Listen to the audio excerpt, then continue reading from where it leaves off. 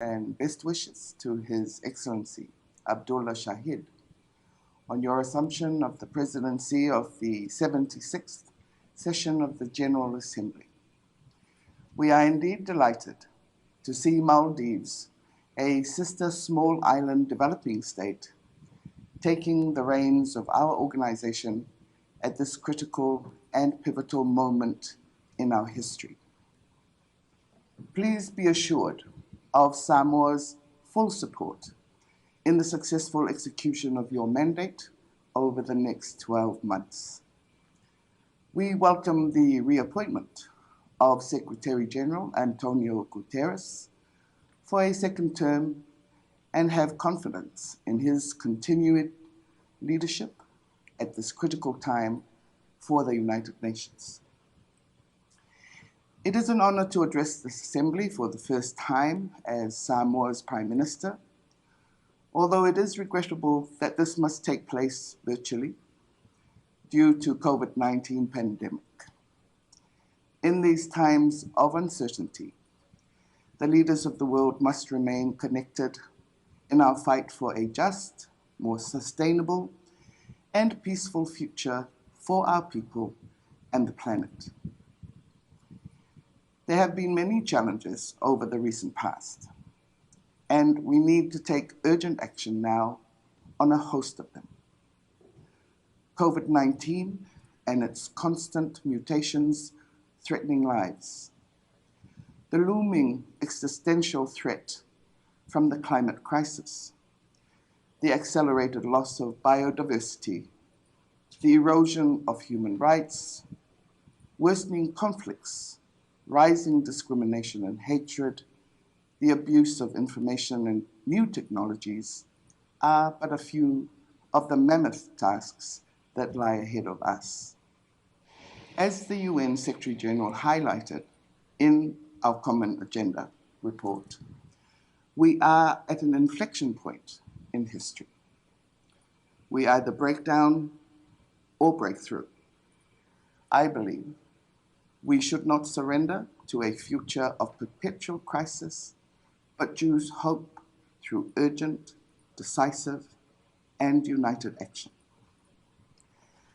The theme for this year's UNGA captures the essence of Samoa's immediate priorities in alignment with our United Nations family.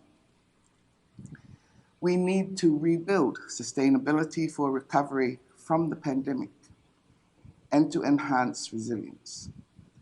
We must revitalize the United Nations. The experience of the last 18 months has clearly demonstrated that now, more than ever, we need an effective United Nations to mobilize our collective efforts, to propel urgent actions in order to effectively address these problems.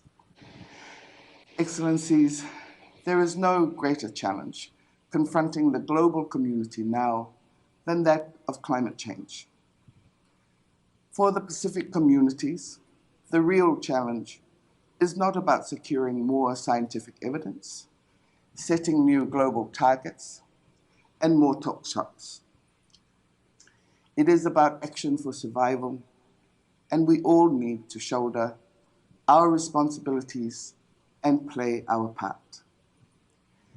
The big polluters and emitters need to demonstrate more commitment and leadership.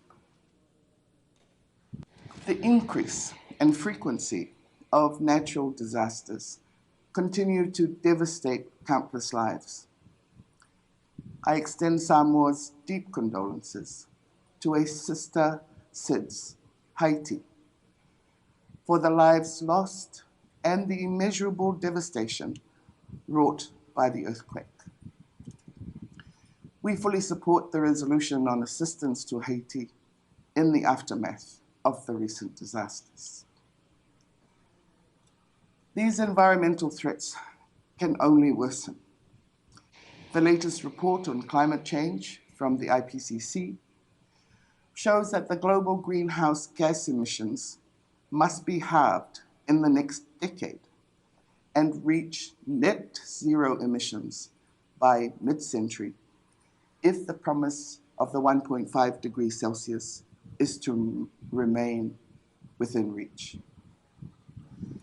Efforts to drive down global emissions, such as investing in clean and affordable energy, moving towards green, resilient economies, tackling deforestation, ending coal power, and focusing all efforts to protect nature must take precedence.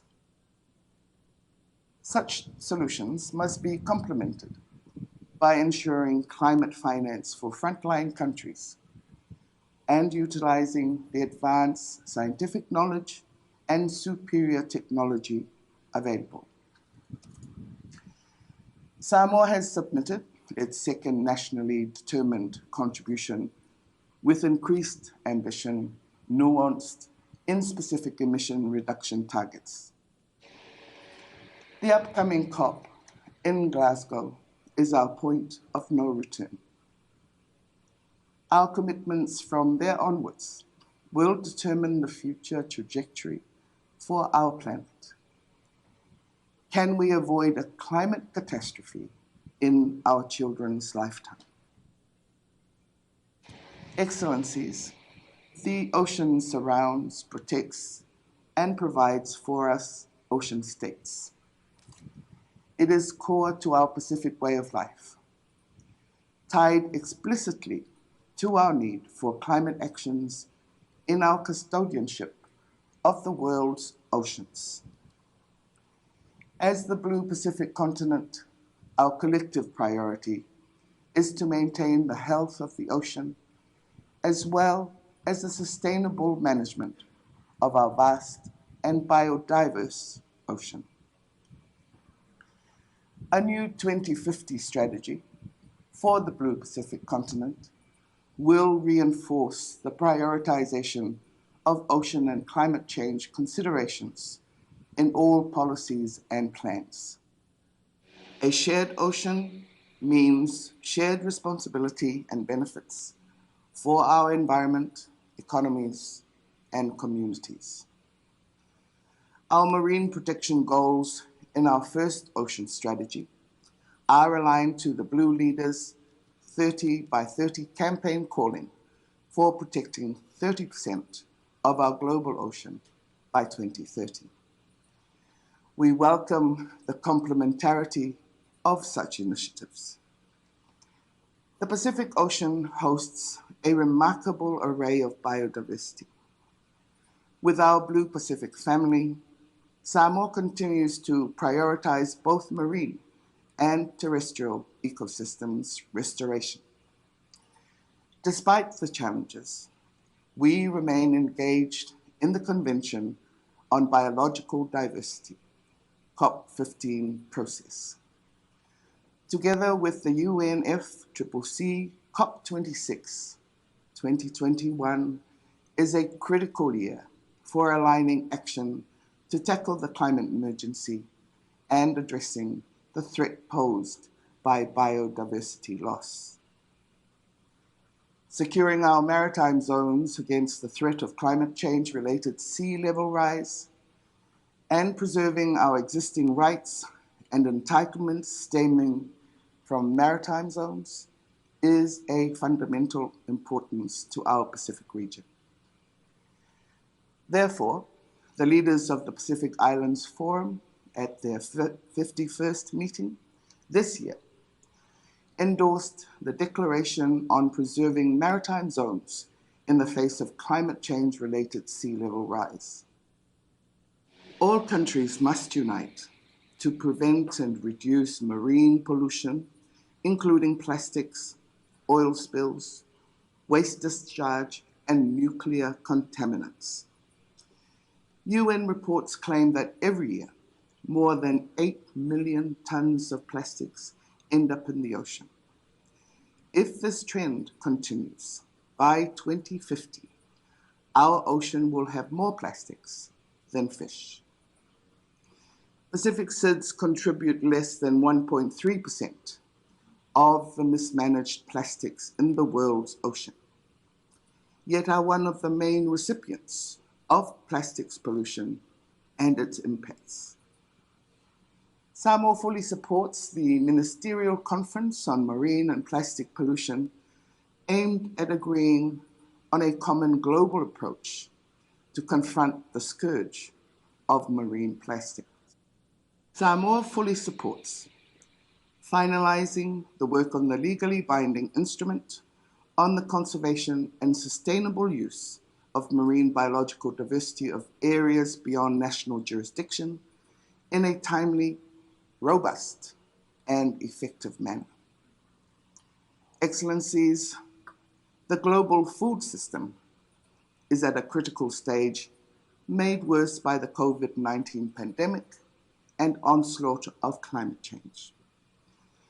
The Food Systems Summit held this week was instrumental in mobilizing global citizens to find transformative solutions. Samoa was pleased to be part of this important event, which encouraged shared exploration of potential for collective action.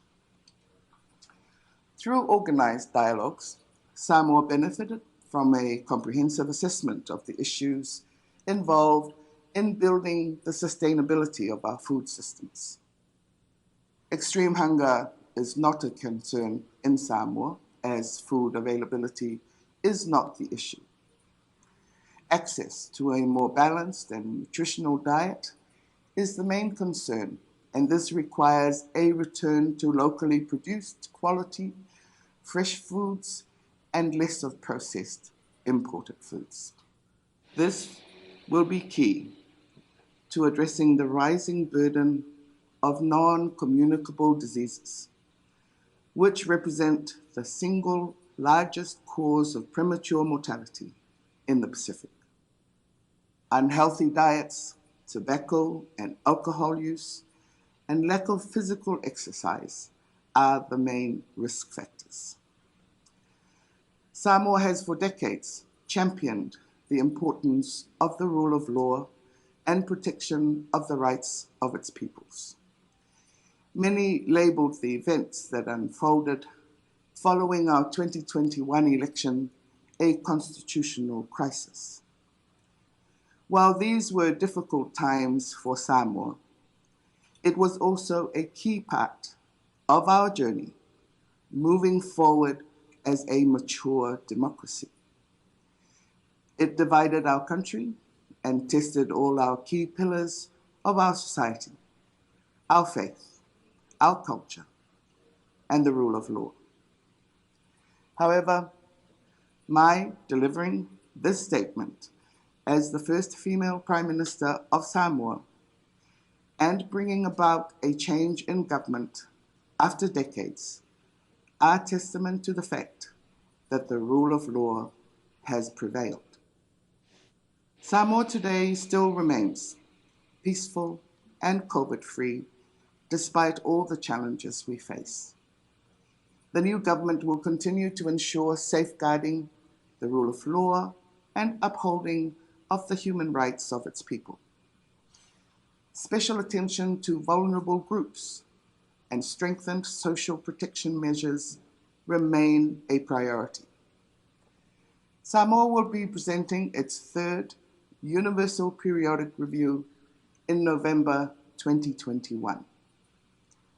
We maintain that our Christian values, unique culture, and traditions complement the human rights and fundamental freedoms we commit to promote, respect, protect, and fulfill. Excellencies, we want a future of peaceful societies, free from conflict and the threat of terrorism. We condemn all acts of international terrorism and violent extremism, which must be dealt with through international cooperation and in accordance with the UN Charter. The elimination of all forms of weapons of mass destruction is a step closer to a world of peace. The recent events in Afghanistan highlight the plight of thousands of people fleeing their homes in search of refuge and safety. we urge the global community to lend all possible humanitarian assistance to those in desperate need. Samoa continues to contribute to the peace and security agenda through its police peacekeepers. We are embracing the many advantages cyberspace offers, and our economy and quality of life are the better for it. However, we also recognize that they also pose as threats in some ways. The increasing use of information communications technology has raised issues of security and privacy. The exploitation of computers and telecommunications technology for criminal activities has increased. Incidents of hacking, virus attacks, access and dissemination, and misuse of information and network security can no longer be ignored. We look forward to actively engaging in discussions of the ad hoc committee to elaborate a comprehensive international convention on countering the use of information and communications technologies for criminal purposes. For a small developing island nation like Samoa, we rely on the collective responsibility as a global community to prevent and combat high-tech cyber and electronic crimes, including social media abuse and online child sexual exploitation. The reality for us is that the criminals are more advanced than our nations in these technologies. Thus, we need to work together to combat and eliminate these destabilizing activities. Excellencies, accelerated action to meet the promise of the 2030 Agenda and its SDGs is an imperative.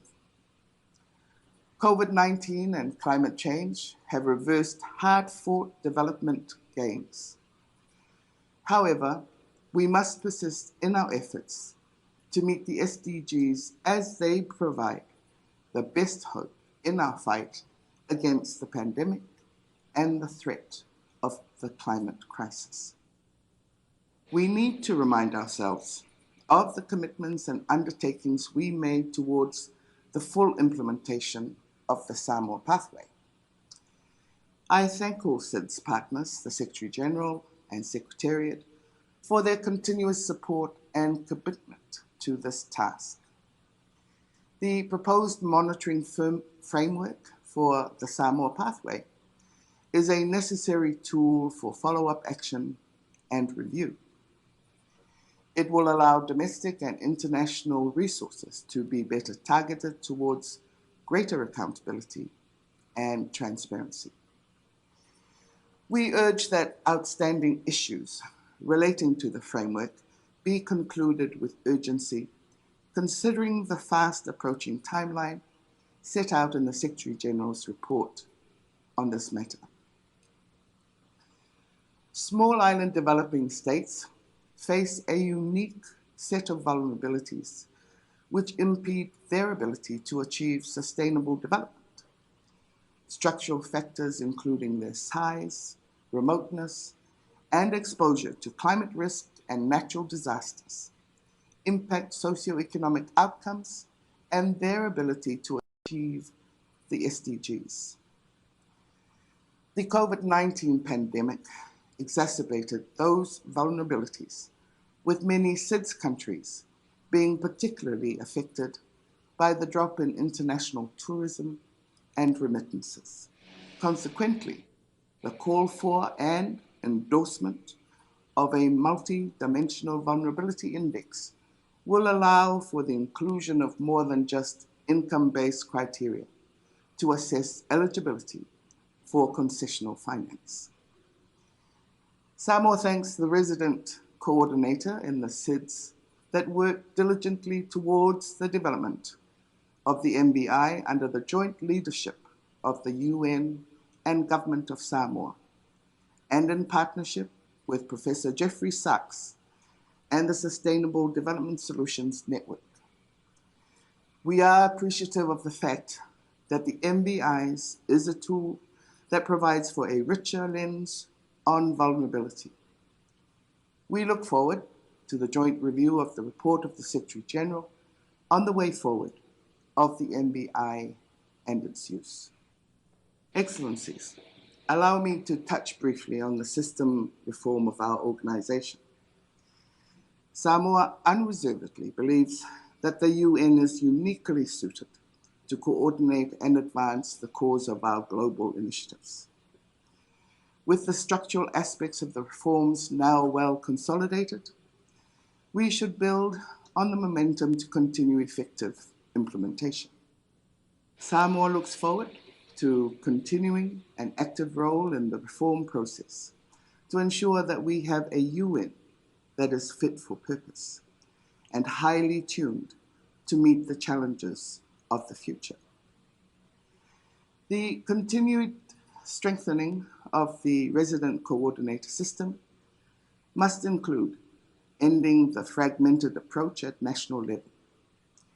We caution against a heavy regional approach that does not respond to national needs and priorities. We also further call for more clarity around the definition of roles against the inevitable constraints imposed by post-COVID-19 on resource availability in the immediate future.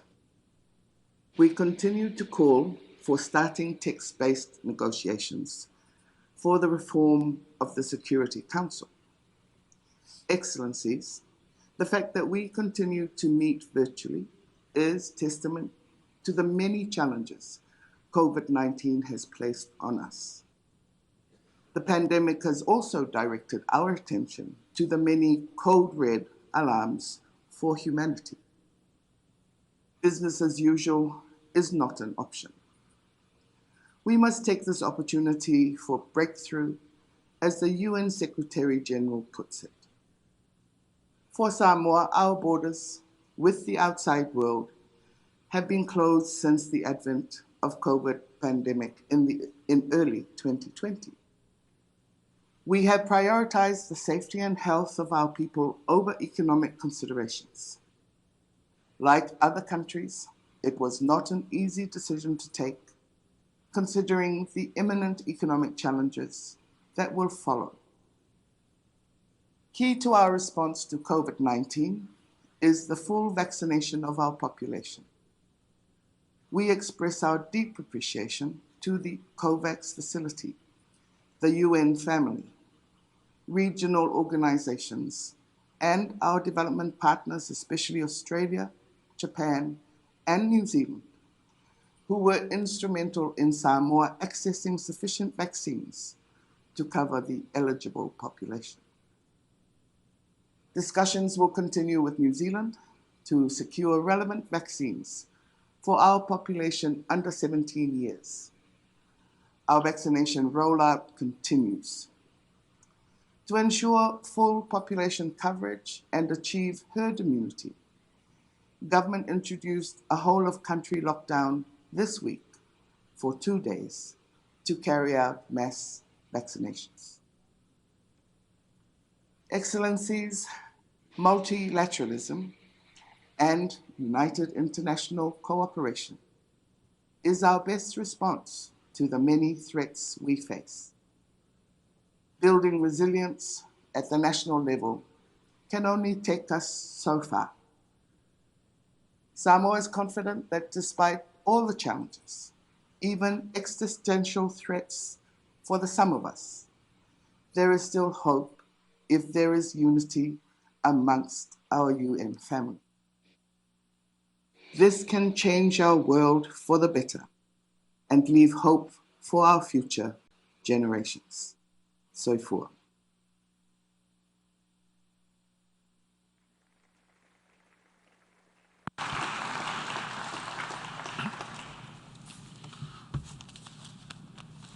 Au nom de l'Assemblée générale, je tiens à remercier le Premier ministre et ministre des Affaires étrangères et du Commerce extérieur de l'État indépendant du Samoa, de l'allocution qu'elle vient de prononcer.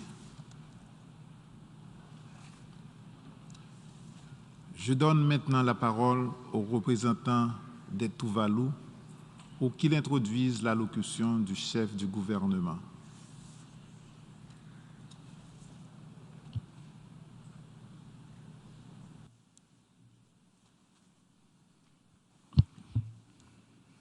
Mr. President, I have the distinct honor and privilege to introduce a pre-recorded video message from the Prime Minister of Tuvalu, the Honorable Mr.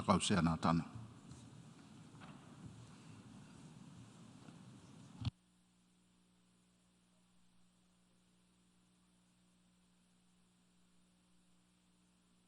Mr. President, distinguished members of the General Assembly, ladies and gentlemen, on behalf of the government of Tuvalu, I congratulate you on your election as President of the 76th United Nations General Assembly. Tuvalu has full confidence in your presidency. Let me also take this opportunity to thank the President of our 75th session, His Excellency Volkan Bozkır, for a successful session under his leadership, despite the challenges to the work of the General Assembly due to the COVID-19 pandemic. I also want to express Tuvalu's solidarity with Secretary General Antonio Guterres for his steadfast leadership in guiding this AUKUS body in unprecedented and difficult times given the COVID-19 pandemic and ongoing conflicts in many parts of the world. Mr. President, I applaud your theme for the 76th session of the General Assembly. We are yet again reminded that since the Millennium Development Goals and now the Sustainable Development Goals, we are not on track on the Sustainable Development targets we set for ourselves. Two things are clear from the theme. That is, we cannot build resilient and sustainable economies in isolation of, first, the needs of the planet, and second, the protection of human rights. Tuvalu, with an average land elevation of no more than 2 meters above sea level, is extremely vulnerable to climate change, sea level rise, and natural disasters. How strong will the next tropical cyclone be? How much longer can our islands support our livelihoods?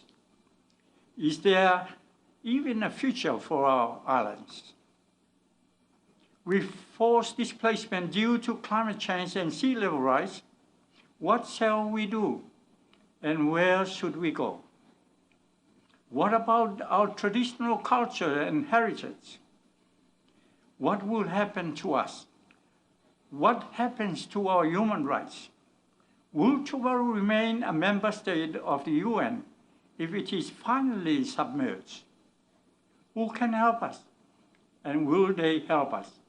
Mr. President, these are the valid but difficult moral and political questions we and millions of people in low-lying countries and coastal areas continue to grapple with.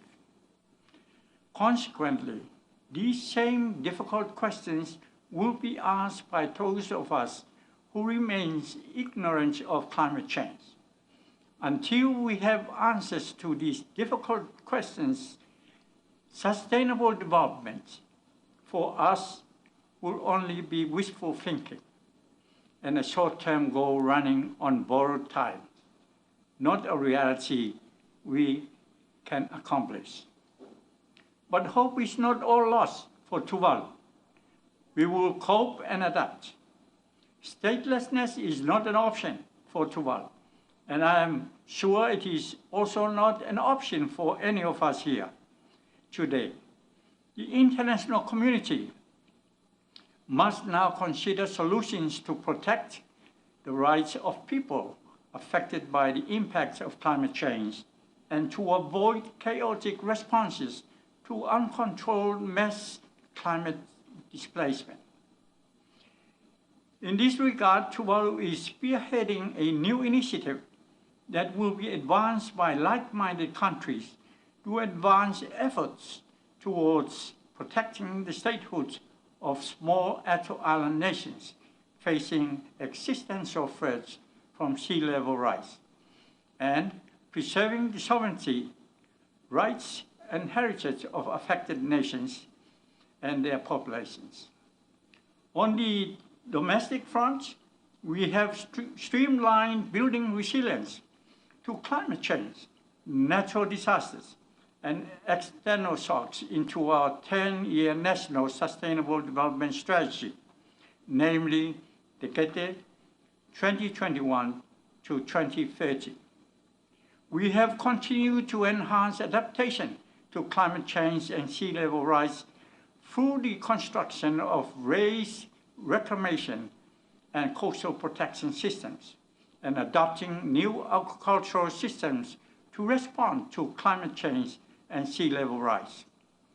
We are grateful for the assistance provided through the Green Climate Fund, GCF, Global Environmental Facility, GEF, World Bank, Asian Development Bank, and other development partners to enhance our resilience to climate change.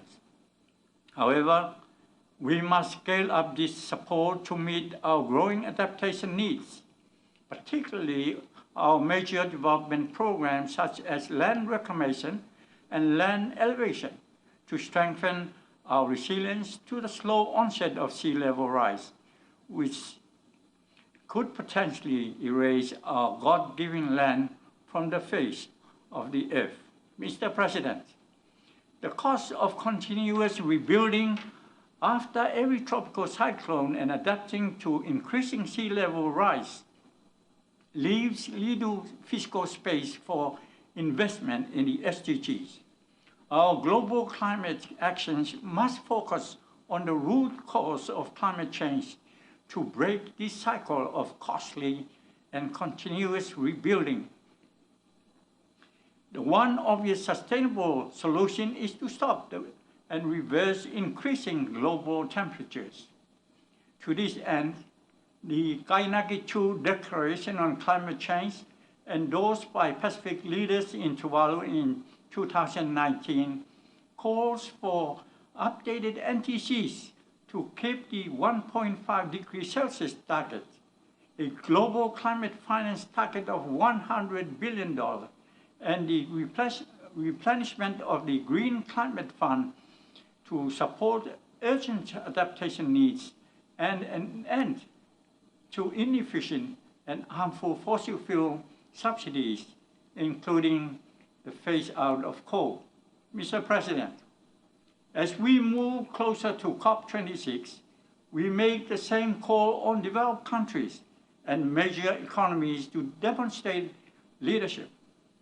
We need your commitment to fulfill the financial promises made in the Paris Agreement, including aligning global financial flows to be consistent with the objectives of the Paris Agreement.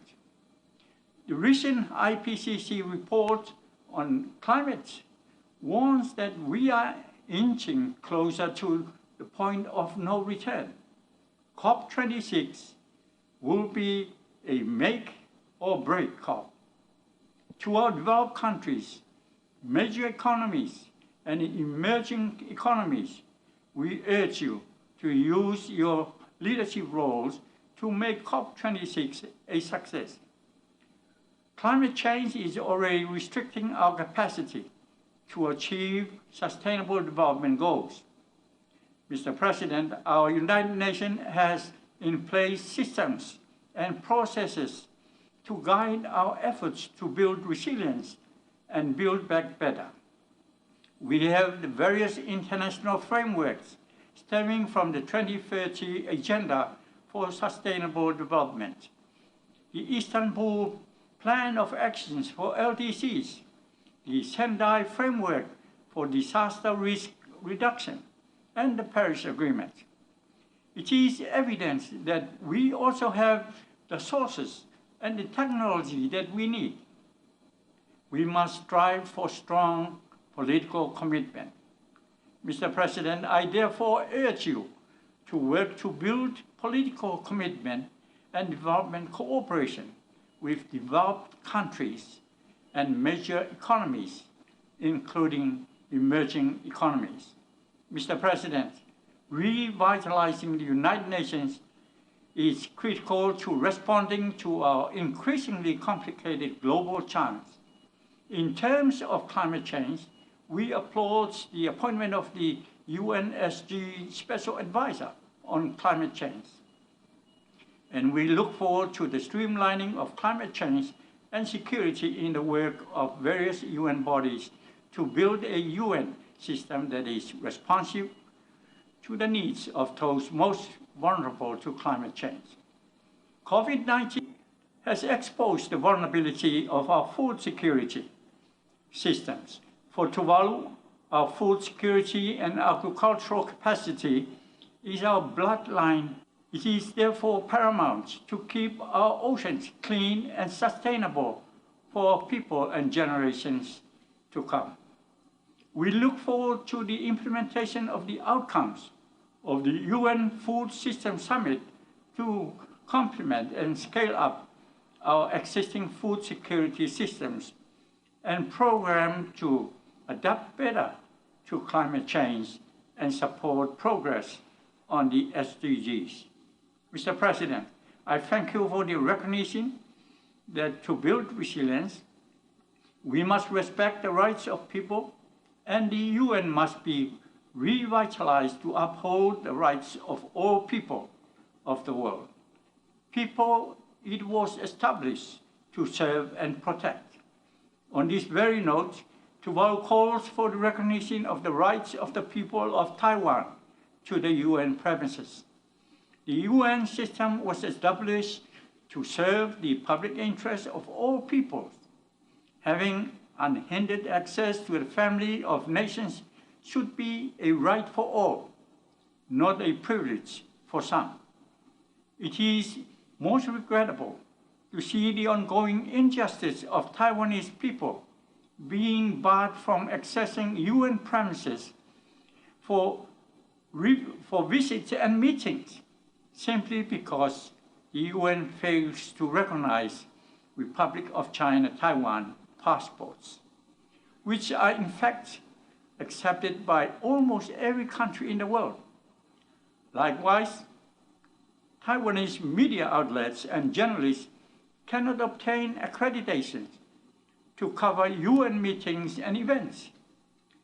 It is alarming that civic space in the UN and freedom of the press are being restricted. It is also unjustifiable that a person's access to UN premises now depends on nationality rather than on safety and security grounds.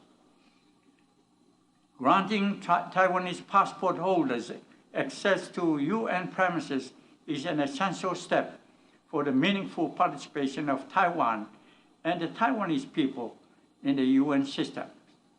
It is also regrettable that the people of Cuba continue to face the economic burden of a long unilateral economic embargo.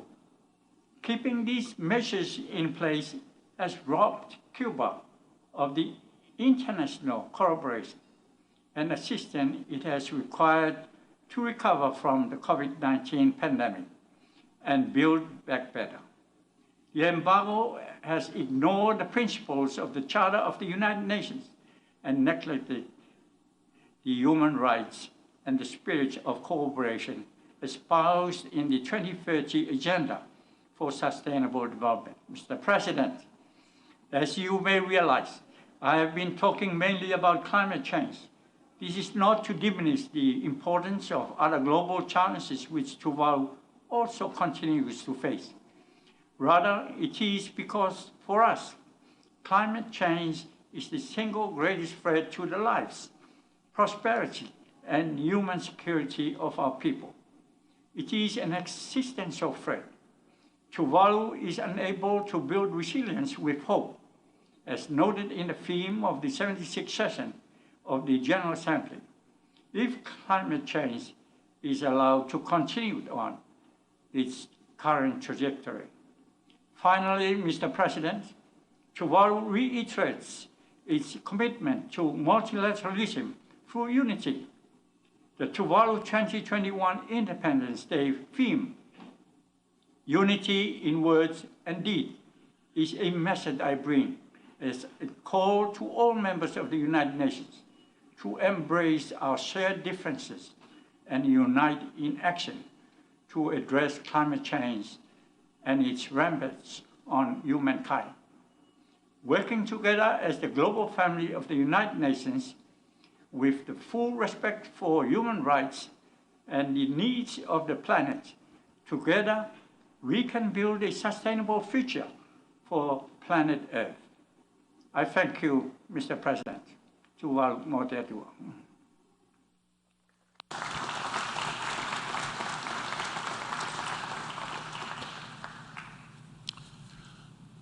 Au nom de l'Assemblée générale, je tiens à remercier le Premier ministre des Tuvalu de l'allocution qu'il vient de prononcer.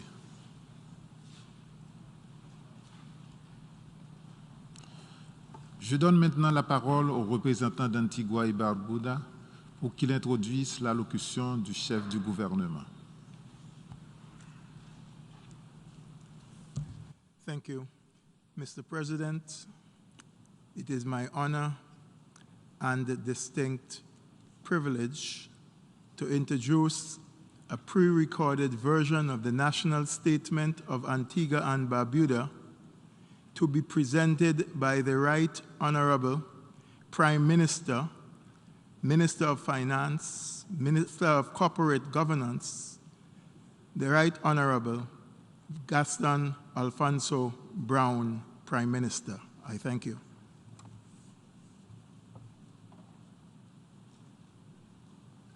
Mr. President, the Secretary General, distinguished heads, ladies and gentlemen, I congratulate you, Mr. President, on your election to the presidency of this 76th session of the General Assembly.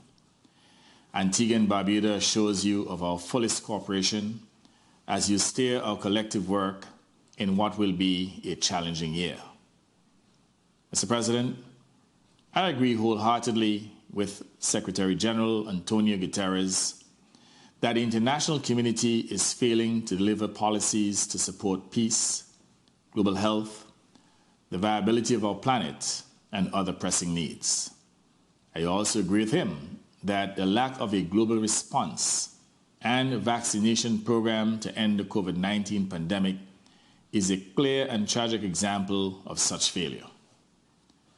If developed countries had acted in a manner that allowed for the proper access to vaccines and medical supplies at the onset of the pandemic, globally, we would all be in a better place. Developing countries were not seeking handouts. Many of our countries paid into a global system that promised early access to vaccines. But it could not deliver because the majority of the vaccines from the major pharmaceutical companies had been bought or contracted and hoarded by a few wealthy nations, leaving the rest of the world bereft of the means to save their people. This selfish nationalism forced most nations to rely on vaccine charity, which in itself has not solved the problem of large numbers of people remaining unvaccinated throughout the world. No country wanted charity. No country wanted to beg for vaccines that should be a global good accessible to all. We were ready to pay, but the vaccines were hoarded and the pharmaceutical companies demanded prices beyond the capacity of countries whose economies were already decimated by the economic effects of the pandemic.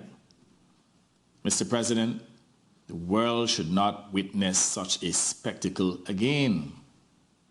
What is significant about the COVID-19 pandemic is that years of warnings of an inevitable pandemic threat were not addressed, and there was inadequate funding and stress testing for preparedness.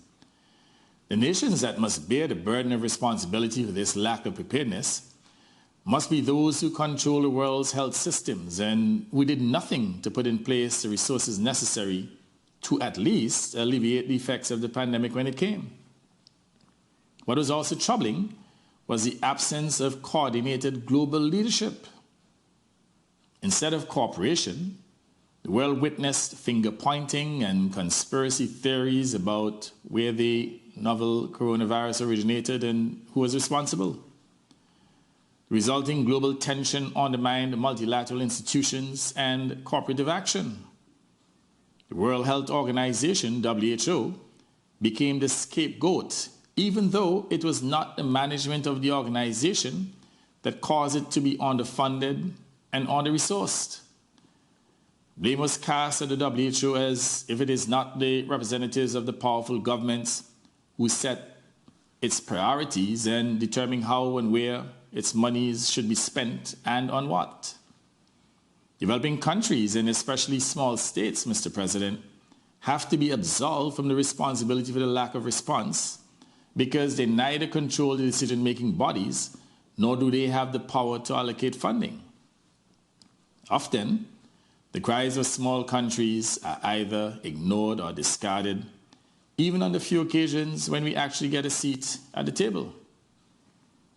There was no dedicated fund of the size necessary to supply medical equipment and to ensure vaccines would be available to all. International financing, when it came, was too little and too late. Nothing has changed since then. International financing to stop COVID and to deal with its impact both on health and economies is still too little. COVID-19 is still infecting people all over the world every minute of the day. People are still dying every minute of the day. Economies are still being ruined every minute of the day. And the prospect of recovery recedes every minute of the day. Mr. President, US President Biden is to be congratulated for convening this week a global summit on COVID-19. He has shown great leadership, and we are grateful that the United States has committed an additional $250 million in the first instance to establish a pandemic fund at the World Bank to proactively address future biological threats and pandemics. But more is needed, and a more organized global machinery is needed under the auspices of the UN organization. In my own participation in President Biden's summit on COVID, I made it clear that the pandemic has wrecked economies in small island states, including CARICOM countries. In some states, more than 20% of gross domestic product has been lost. Unemployment has risen, poverty has expanded, and demands on the state have multiplied even as revenues have declined steeply. I told the Biden summit that for our small countries, recovering from the economic effects of COVID-19 will be protracted because hard-won economic progress has been greatly reversed. Therefore, building back will be longer and harder for small island states than it will be in larger economies with greater resources. Thousands of our people have been infected and thousands have died, many who had not yet begun to enjoy life and others who had much to offer. I emphatically stated that the disease must be stopped. It must be stopped. Mr. President, we must stop behaving as if the pandemic has ended. It has not. I quote Secretary General Guterres again, because he is perfectly right when he said, and I quote, "The longer the virus circulates among the billions of unvaccinated people, the higher risk that it will develop into more dangerous variants that could rip through vaccinated and unvaccinated populations alike with a far higher fatality rate," end of quote. A high rate of inoculations by rich countries with both the vaccines and the money must not be regarded as a great success. Not even for those countries, because today there is no greater truth than the mantra that no country is safe until all countries are safe. Antigua and Barbuda is committed to a global drive to inoculate 70% of the world's population by September 2022. My government has taken the action to make inoculations against COVID-19 mandatory for all public sector workers to protect lives of all Antiguans and Barbudans and certainly all visitors to our shores. We're determined to overcome the baselessly flawed arguments of those who promote resistance to vaccines, despite the fact that, sadly, the number of COVID-19 victims are rising daily. We will educate and inform our people at home, but, Mr. President, we continue to raise our voice internationally for the equitable distribution of vaccines at affordable prices and for reduction in the pricing of COVID-19 testing. Vaccines are a global good. They should not be a commodity for profit at the expense of human life. We also are committed to work for better global planning and preparation for any future pandemic.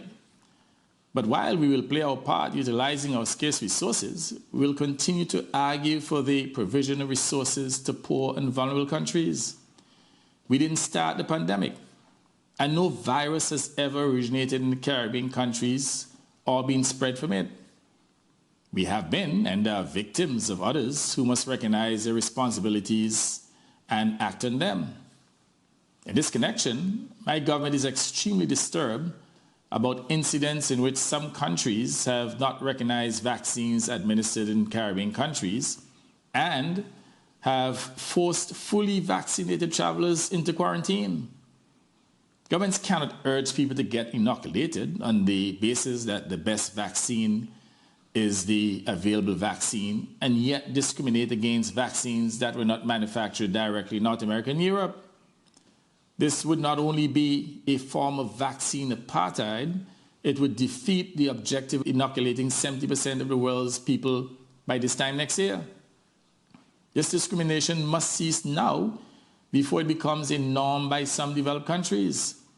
It is wrong, unjust, and patently unfair. Mr. President, my government will cooperate with all governments to protect our world, giving our young people the chance to live a safe, secure, and enjoyable life. But stopping the COVID-19 pandemic still is a global responsibility, and the burden of sharing its costs must be borne equitably. Antigua and Barbuda warns now that the international system has to prepare for future pandemics, which are surely coming, particularly as action on climate change has also been a failure. The impact of climate change will undoubtedly bring new vector-borne diseases and viruses that jump from animal to man. The World Health Organization, the IMF, the World Bank, and this very United Nations organization must start gearing up to prepare for the pandemics of the future. The UN Security Council should be treating pandemics as major security risks to the world, and it should act accordingly to use the full powers of the Council to meet these global threats. Never again, Mr. President, should the world be caught unprepared to manage and end a pandemic swiftly. Never again should millions of people be killed by a disease that could have been stopped earlier. And never again should there be such a selfish display of nationalism as we witnessed in response to a global threat. The same argument applies to climate change. Mr. President, Antigua and Barbuda hopes that COP26 in Glasgow at the end of October will be an inflection point at which all nations will commit themselves to saving the planet. There is no planet B. The consequences of climate change will be catastrophic. For some small island states, it already is. Recent research published by the Royal Institute of International Affairs reveals a dire situation for the world unless action is taken now by the world's greatest polluters to significantly reduce their CO2 emissions. I now highlight some of the findings of that report. By 2040, almost 700 million people each year will likely be exposed to prolonged severe droughts of at least 6 months' duration. Many millions will die. Experts are concerned that climate change is likely to increase the prevalence of emerging infectious diseases and vector-borne diseases. They argue that climate change disrupts ecosystems and increases the risk of diseases jumping to new hosts. Scientists have been warning for many years of the probability of pandemics increasing as a result of climate change. In 2008, a study published in the journal Nature found that over the previous decade, nearly 1/3 of emerging infectious diseases were vector-borne, with the jumps to humans corresponding to changes in the climate. For instance, insects such as infection-bearing mosquitoes followed changing geographic temperature patterns. According to the research, interconnections between shifting weather patterns resulting in changes to ecosystems and the rise of pests and diseases combined with heat waves and droughts will likely drive unprecedented crop failure, food insecurity, and migration of people. All this, the report argues, could result in the potential breakdown of governance and political systems as societies become increasingly unstable due to the lack of income as well as competition over limited food supplies. The report says that experts are concerned that such situations could lead to a rise of extremist groups, paramilitary intervention, organized violence, and conflict between people and states. That should be a scenario that worries us all, for as we have seen in recent times, no nation is immune from violent strife. Mr. President, it is evident that global solidarity and firm commitments are required. Commitments that will result in emission cuts to reduce global temperatures below 1.5 degrees Celsius of pre-industrial levels. Equally vital is access to quality financing and climate technologies in order to save our planet. And contracting debt to pay for recovery from the effects of climate change and to build resilience is not the answer to the problems of small island states that are already burdened by debt and the worst affected. Funding packages for small island developing states should include a significant amount of official development assistance. In other words, grants, not loans. Most states have significant debt overhang. They are simply not in a position to assume more debt, especially after the economic devastation of the COVID-19 pandemic. And Mr. President, the ODA component in funding for SIDS should not be seen as a gift or charity. Let me here thank the government of Denmark that has announced its proposal to significantly increase its contribution to climate aid. The Danish government wrote to me a few days ago to say that it has earmarked 60% of its annual grant for adaptation and resilience initiatives, especially in the most vulnerable countries. Note that Denmark is given a grant, not a loan. Mr. President, the news that Denmark will contribute more than 1% of the global collective target for climate financing is welcome with deep appreciation. It is my hope that Denmark's action will help to galvanize others to contribute their fair share to the collective efforts required to address climate change at COP26. Mr. President, industrialized countries have an obligation to assist the states most affected by climate change because they created a problem in the first instance. Climate ODA should be seen as a form of climate reparations to compensate for past climate damage. In addition to official development assistance, debt swaps and debt cancellations, climate-related debts would help small states to build financial capacity to accelerate the transition into renewable technologies. No new or significant sums of monies would be needed to achieve these debt cancellations. There would be mere book entries that will bring significant relief and sustainability to SIDS, while at the same time not creating any significant financial pressures for the industrialized countries. This is a non-confrontational form of climate justice. The alternative is that affected states may be forced to take legal action in the international courts to seek compensation for provable damage. Such a course is not one that small states would take with alacrity, but some of us may have to do so from necessity. If nothing is done by the major polluting countries, both to cease their destructive actions and to help to repair the damage that they are causing, we may be left no other choice. That is not our preference. We want global solidarity in the face of global adversity.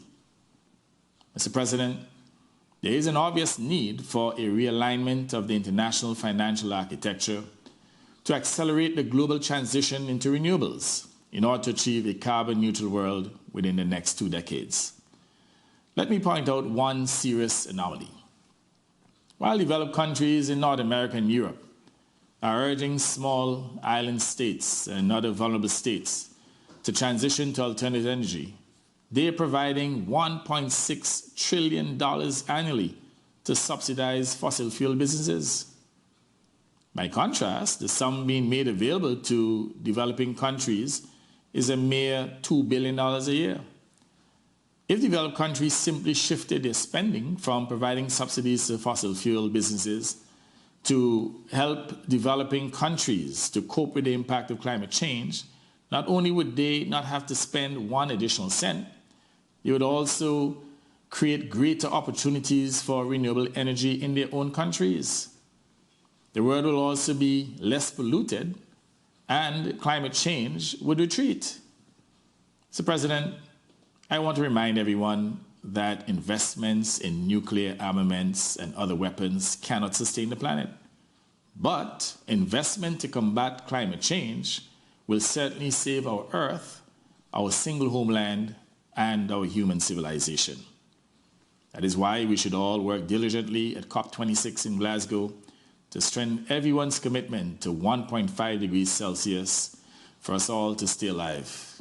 Mr. President, I have concentrated my statement at this year's Assembly on the COVID-19 pandemic and climate change because they are the two overarching issues that confront mankind. Dealing with them successfully is what will give future generations a chance to live in peace, prosperity, and safety. Those generations are our children and grandchildren. So what future do we want for them? Should we not act to give them the glorious future we want for them and that they deserve? We certainly should. I thank you, Mr. President.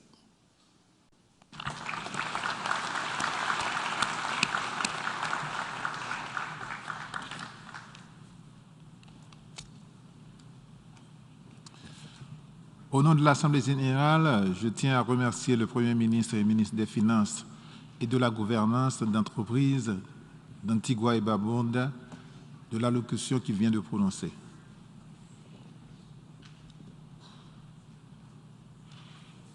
Je donne maintenant la parole au représentant des îles Salomon pour qu'il introduise l'allocution du chef du gouvernement.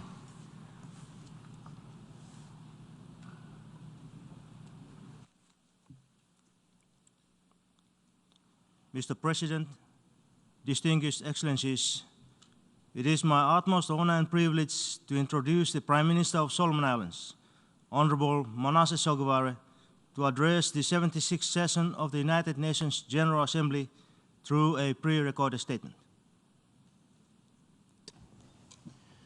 Mr. President, Excellencies, distinguished delegates, on behalf of the government and people of Solomon Islands, let me take this opportunity to congratulate Your Excellency, Mr. Abdullah Shahid, and the government and people of Maldives on your election as President of the 76th session of the United Nations General Assembly.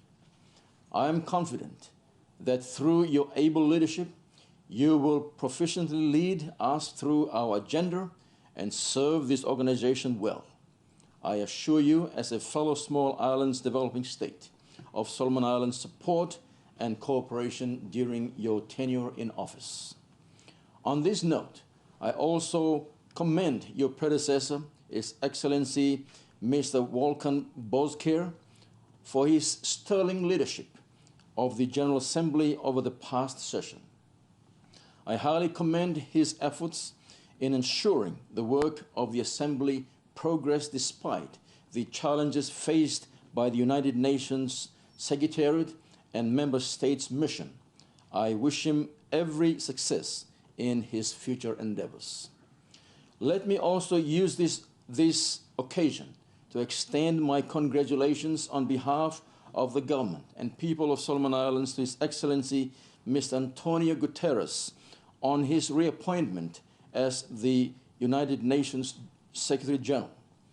The United Nations is confronted with many challenges, including the COVID-19 pandemic, climate change, and sea level rise, and peace and security, to name a few. Tackling these global challenges effectively calls for a strong multilateral system of genuine and durable partnerships and cooperation between countries. Allow me to assure you, Secretary General Guterres, of Solomon Islands' support and cooperation as you endeavor to lead this august body to address the important issues and challenges that confront our nations and which we must all work together to address. Mr. President, the theme of the 76th session of the United Nations General Assembly, building resilience through hope to recover from COVID-19, rebuild sustainability, respond to the needs of the planet, respect the rights of people, and revitalize the United Nations, aptly summarizes the challenges facing our world today and the collective hope that we all share to overcome these challenges. At the outset, I offer my sincerest condolences on behalf of the government and people of Solomon Islands to all who have lost loved ones to the coronavirus. We stand in solidarity with you all in the face of adversity during these unprecedented times. 18 months after the global COVID-19 pandemic was declared, the battle against the contagious disease has never been more important, complex, and challenging. More than 216 million people worldwide have been affected by this virus. More than 4.7 million people sadly died from the virus. While science has given us a breathing space through vaccines, several contagious and more lethal variants of the disease, including the Delta variant, are causing new waves of infection in many countries around the world. Concerted collective action by all United Nations members, using all forms of partnerships, bilaterally and multilaterally, is needed now more than ever to help us to collectively address the challenges all our countries are facing today. Mr. President, Solomon Islands has so far successfully controlled the spread of the virus. To date, we have recorded 20 imported COVID-19 cases on our shores. We have managed to eliminate the infections in our border quarantine facilities. I am pleased to announce we have not had an active case of COVID-19 for the last 5 months. My government is delivering on its two overarching policy objectives during these trying times, which are to protect all Solomon Islanders and other nationals living in the country against the COVID-19 virus, and secondly, to drive and keep the country's economy afloat. We are achieving these two objectives. Mr. President, COVID-19 pandemic has highlighted gaps in our health system and overall response capacities. My government is addressing this and has put in place measures to secure our borders. We have expanded our COVID-19 testing capability.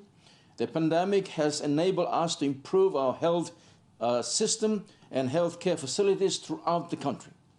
On this note, I express my government's sincere gratitude to our development partners that have assisted us in our response to the COVID-19 pandemic. I thank all donors and partners to the COVAX facilities. I thank the government of Australia, Indonesia, Japan, New Zealand, and the People's Republic of China.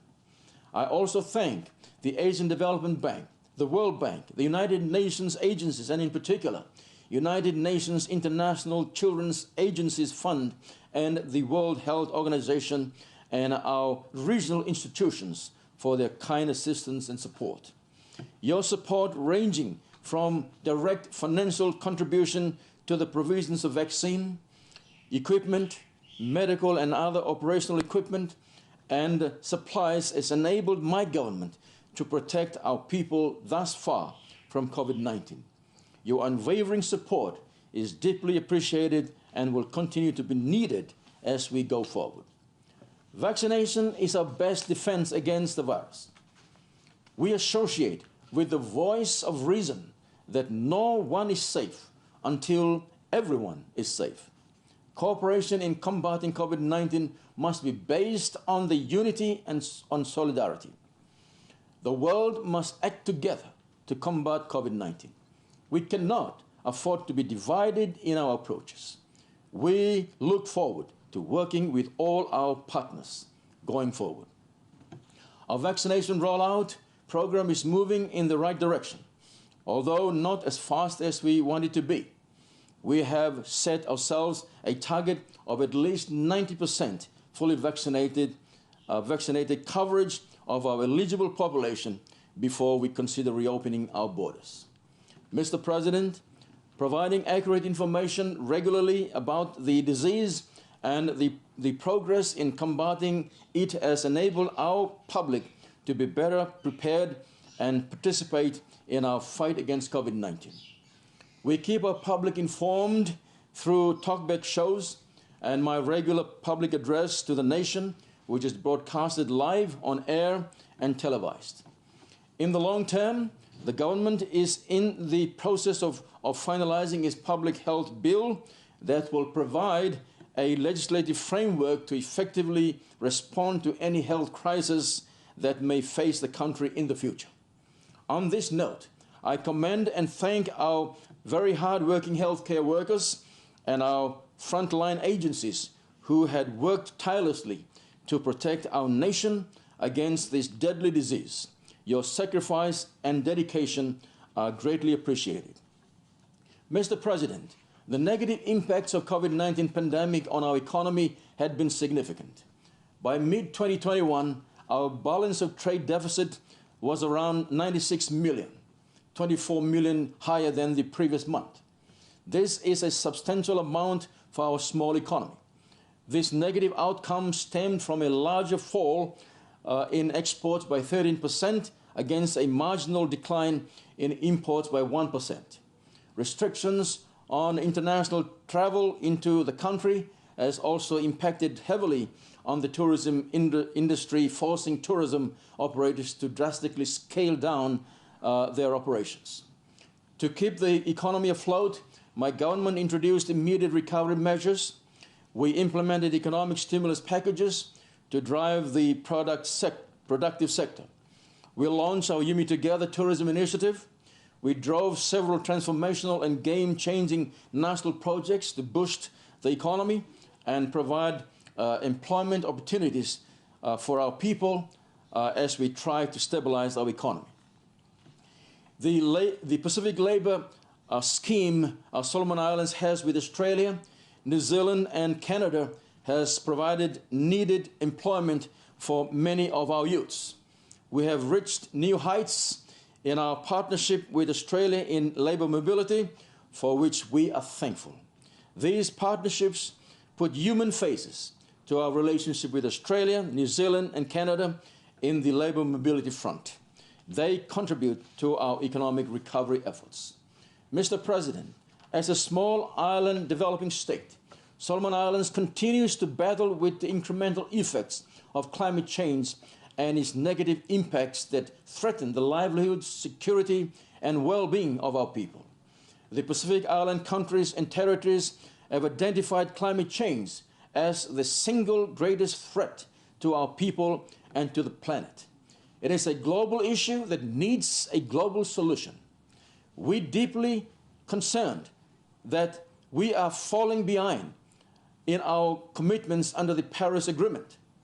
Already, global temperature has increased above pre-industrial level to 1.1 Celsius degree.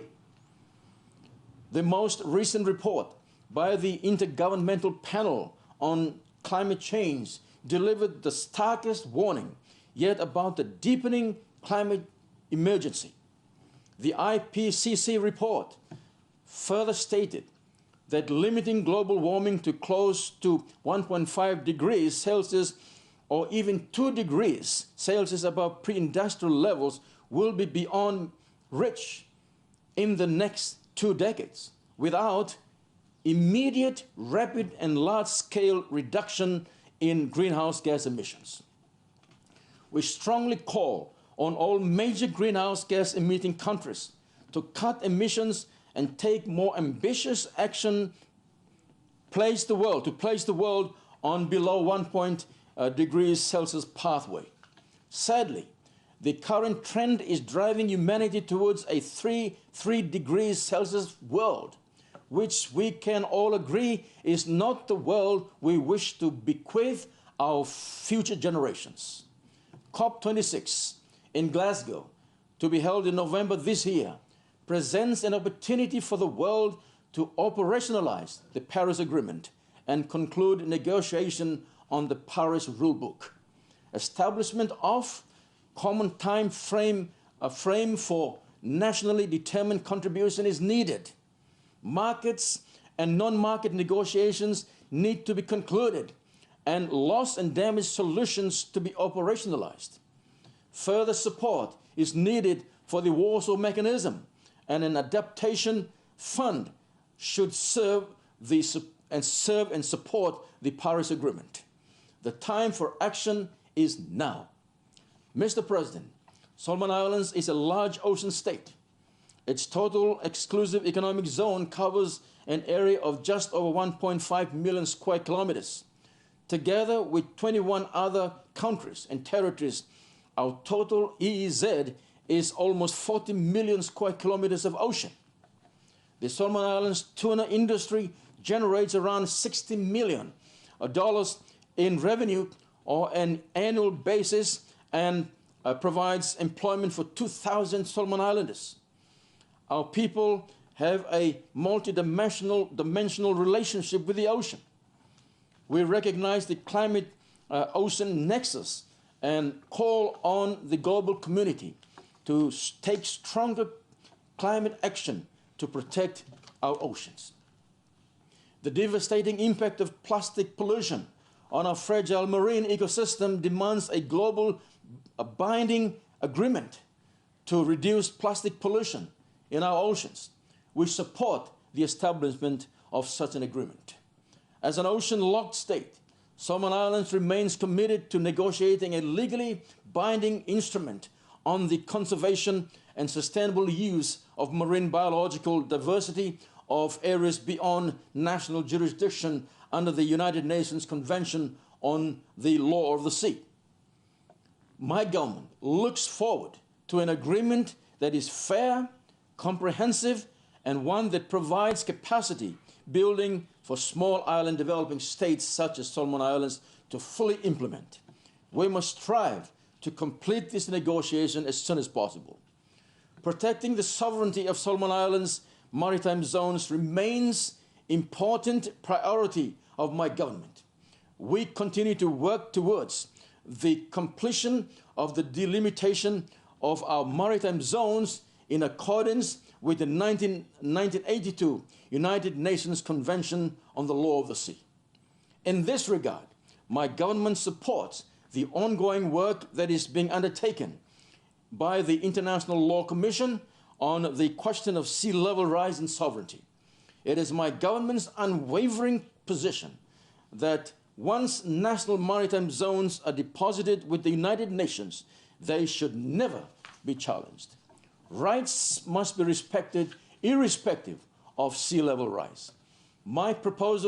This proposal preserves the principles of equity, fairness, and justice of the Convention and recognizes UNCLOS principles of legal stability, security, certainty, and predictability. 20 years ago, Solomon Islands submitted 4 continental shelf claims with the United Nations Commission on the limits on continental shelf. Once considered, these claims will further expand Solomon Islands' sovereignty. We look forward to working with the Commission to finalize consideration on the stated claims. Mr. President, Solomon Islands is a party to the 1985 South Pacific Nuclear Free Zone Treaty. We therefore would like to keep our region nuclear free and put the region's nuclear legacy behind. The ocean remains the lifeblood for our survival and would like to work with everyone to keep it blue and healthy. The United Nations was established out of the ashes of World War II. As a peace-loving state, Solomon Islands will do its part to build bridges of cooperation and highways of friendship and partnership in our region and beyond. Solomon Islands is committed to ensuring the Pacific region remains a peaceful region where its people can live free and worthwhile lives. We do not support any form of militarization in our region that would threaten regional and international peace and stability. Mr. President, Solomon Islands is in its transition phase of graduating from the least developing countries category and is scheduled to graduate by 2024. In preparing for our graduation, we have so far concluded several regional and bilateral trade agreements within the Pacific with the European Union and the United Kingdom of Great Britain, and we have a non-reciprocal trade arrangement with China. However, with the impact of COVID-19, an in-depth analysis on the health of the Solomon Islands economy will need to be done. We hope to complete this before the next triennial review. It is the view of my government that the date of graduation should be delayed due to the challenges posed by the COVID-19 pandemic on the least developing countries. I take this opportunity to call on our development partners to also align their support and priority programs with the Solomon Islands National Development Strategy to assist Solomon Islands achieve our development objectives. Mr. President, on United Nations reform, Solomon Islands aligns with call from countries for a reform in one of the principal organs of the United Nations that is responsible for the maintenance of international peace and security, the United Nations Security Council. The United Nations Security Council will need to adapt to today's realities and support an expanded council with a small island development state's dedicated seat. It has been 16 years since world leaders called for early reform of the council. We hope negotiations could shift into text-based negotiations at this session. Mr. President, Solomon Islands recognizes the importance of human rights and subscribes to the principles of the United Nations Charter and believes genuine partnership can further promote and protect the rights of all.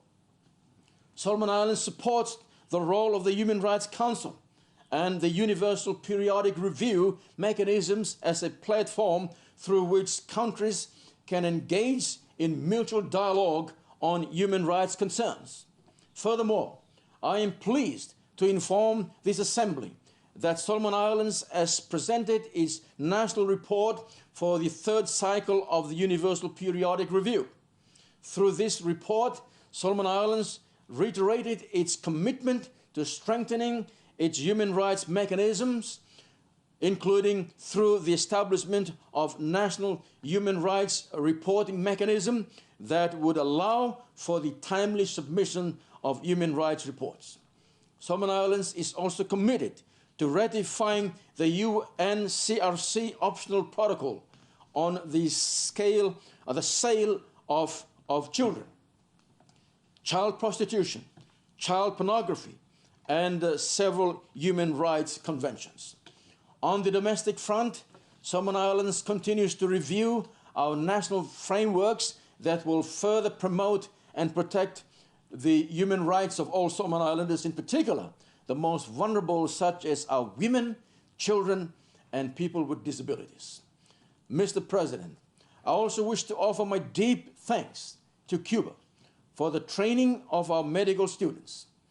More than 90 Solomon Islands medical doctors have graduated from Cuban medical schools.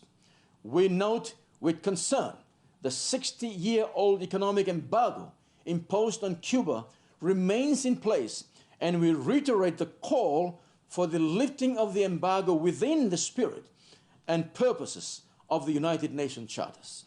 Mr. President, decolonization remains an ongoing issue Solomon Islands follows at the United Nations. In this regard, we note the ongoing United Nations referendum process taking place in New Caledonia. The first referendum occurred in 2018, and then again in 2020. The third referendum is scheduled for 2022, and we once again urge that the process conforms to universally accepted principles and practices of self-determination defined by Resolution 1415 and 1514 or 1541-15 and other relevant resolutions of the United Nations. Finally, Mr. President, allow me to conclude by commending you again on the theme for this year's General Assembly session. It could not have come at a more critical time when we find ourselves facing the deadliest pandemic that has affected our world under our watch. The COVID-19 pandemic will shape our legacy as leaders of our countries in our world. Our responses to the pandemic will be remembered forever by those who had lost loved ones, by those that believed we could have done more but didn't, by those that felt betrayed by their leaders, and by those that were appreciative of the collective efforts of all countries of this world had undertaken to fight an invisible enemy that is only visible in the suffering and agony of those affected and those left behind. More than 4.7 million lives have been tragically lost, and millions continue to be affected by its ongoing onslaught. Let us take time to pause, to reflect on how this virus has changed our lives and the way we could do business, as we look at ways we can collaborate better to alleviate its impacts.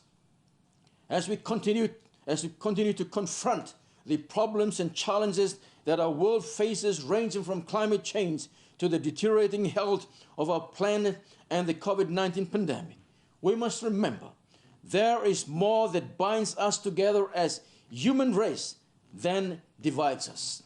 We must dig deep and reach out to each other with a hand of friendship, and we must embrace multilateralism as an important tool to confront global challenges.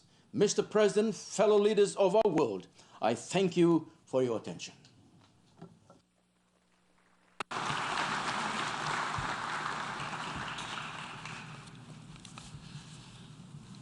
Au nom de l'Assemblée générale, je tiens à remercier le Premier ministre des îles Salomon de l'allocution qu'il vient de prononcer.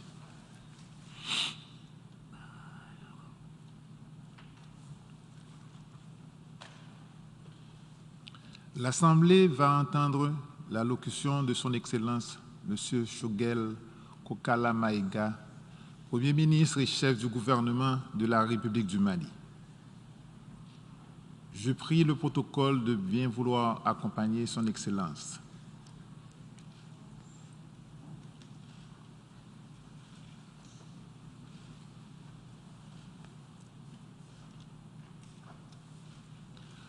Au nom de l'Assemblée générale, j'ai l'honneur de souhaiter la bienvenue à l'Organisation des Nations Unies, à son Excellence, M. Shogel Kokala Maïga, Premier ministre et chef du gouvernement de la République du Mali, et je l'invite à prendre la parole devant l'Assemblée. Monsieur le Président de l'Assemblée générale, Mesdames et Messieurs les chefs d'État et de gouvernement, Monsieur le Secrétaire général de l'Organisation des Nations Unies, Mesdames et Messieurs, je voudrais avant tout propos vous adresser les salutations fraternelles du peuple africain du Mali et celles du président de la transition, chef de l'État, Son Excellence le colonel Assimi Goïta. Je voudrais également, en leur nom et à mon nom propre, vous adresser, Monsieur le Président, les chaleureuses félicitations de la délégation du Mali pour votre brillante élection à la présidence de cette 76e session de l'Assemblée générale. Je félicite également votre prédécesseur, Son Excellence M. Volkan Bozkır de la République de Turquie, pour la manière remarquable avec laquelle il a dirigé les travaux de la 75e session de l'Assemblée générale. Qu'il me soit permis également de réitérer à notre secrétaire général, M. Antonio Guterres, notre haute appréciation des efforts louables qu'il continue de déployer pour la réalisation des nobles objectifs de notre organisation commune. Monsieur le Président, la 76e session ordinaire de l'Assemblée générale s'ouvre fort opportunément sur le thème de l'espoir. L'espoir de renforcer notre résilience pour nous relever de la pandémie de la COVID-19 dans un esprit de responsabilité, de coopération et de solidarité. L'espoir d'un monde plus sûr, d'un monde de sécurité humaine. L'espoir que le Sahel retrouve la stabilité et redevienne un havre de paix et un pôle de croissance et de développement. L'espoir, enfin, de revitaliser l'Organisation des Nations Unies. Le Mali souscrit pleinement à l'esprit et à la lettre de ce thème qui résume parfaitement les idéaux de notre organisation commune. C'est une lapalissade d'affirmer que le Mali et les pays du Sahel sont de nos jours confrontés à l'hydre terroriste, à l'extrémisme violent et à l'instabilité. Cela dure depuis plus d'une décennie, avec le risque d'enlisement, de banalisation ou de lassitude propre à détourner ces problématiques de l'agenda international. À notre quotidien, fait d'angoisse et de tragédie, est venue s'ajouter la pandémie de la COVID-19, avec ses effets négatifs sur l'économie et sur les conditions de vie de nos populations, déjà précaires du fait des défis économiques, politiques et humanitaires. Rarement, un pays ou une région aura été aussi durement éprouvé par l'enlisement, l'empilement des crises, plus que le Mali et les États du Sahel. C'est dans ce contexte difficile que le peuple malien, après plusieurs mois de soulèvement populaire, a choisi une autre direction à notre pays et placé tous ses espoirs dans le processus de transition politique en cours dont il est l'artisan principal. Le gouvernement de transition, que j'ai l'honneur de diriger depuis le 11 juin 2021, comprend les représentants des forces vives du Mali. Mais fait notable, il comprend aussi, dans un souci d'inclusivité, des membres des mouvements signataires de l'accord pour la paix et la réconciliation issus du processus d'Alger, ainsi que des représentants des forces politiques et sociales de notre pays. Aussitôt installés, nous avons travaillé ensemble à l'élaboration du plan d'action du gouvernement de transition qui contient un ensemble de mesures dont la mise en œuvre va assurer la prise en charge des préoccupations majeures des populations éprouvées par la crise sécuritaire, politique, sanitaire et économique. Ce plan d'action du gouvernement, adopté le 2 août 2021 par le Conseil national de transition, organe législatif transitoire, s'articule autour de 4 axes prioritaires. Il est assorti d'un chronogramme d'exécution et d'un budget prévisionnel. Le premier axe du plan d'action du gouvernement érige la sécurité au rang de priorité élevée. Il répond à l'aspiration profonde de notre peuple, à la paix, à la quiétude, au vivre ensemble, à la cohabitation pacifique, à la cohésion sociale. En effet, malgré les succès indéniables enregistrés par les forces armées maliennes et leurs alliés, auxquels je rends hommage, les menaces entretenues par le terrorisme et les autres formes de banditisme et de criminalité transnationale continuent, hélas, à endeuiller notre peuple au quotidien et à menacer les fondements de l'État.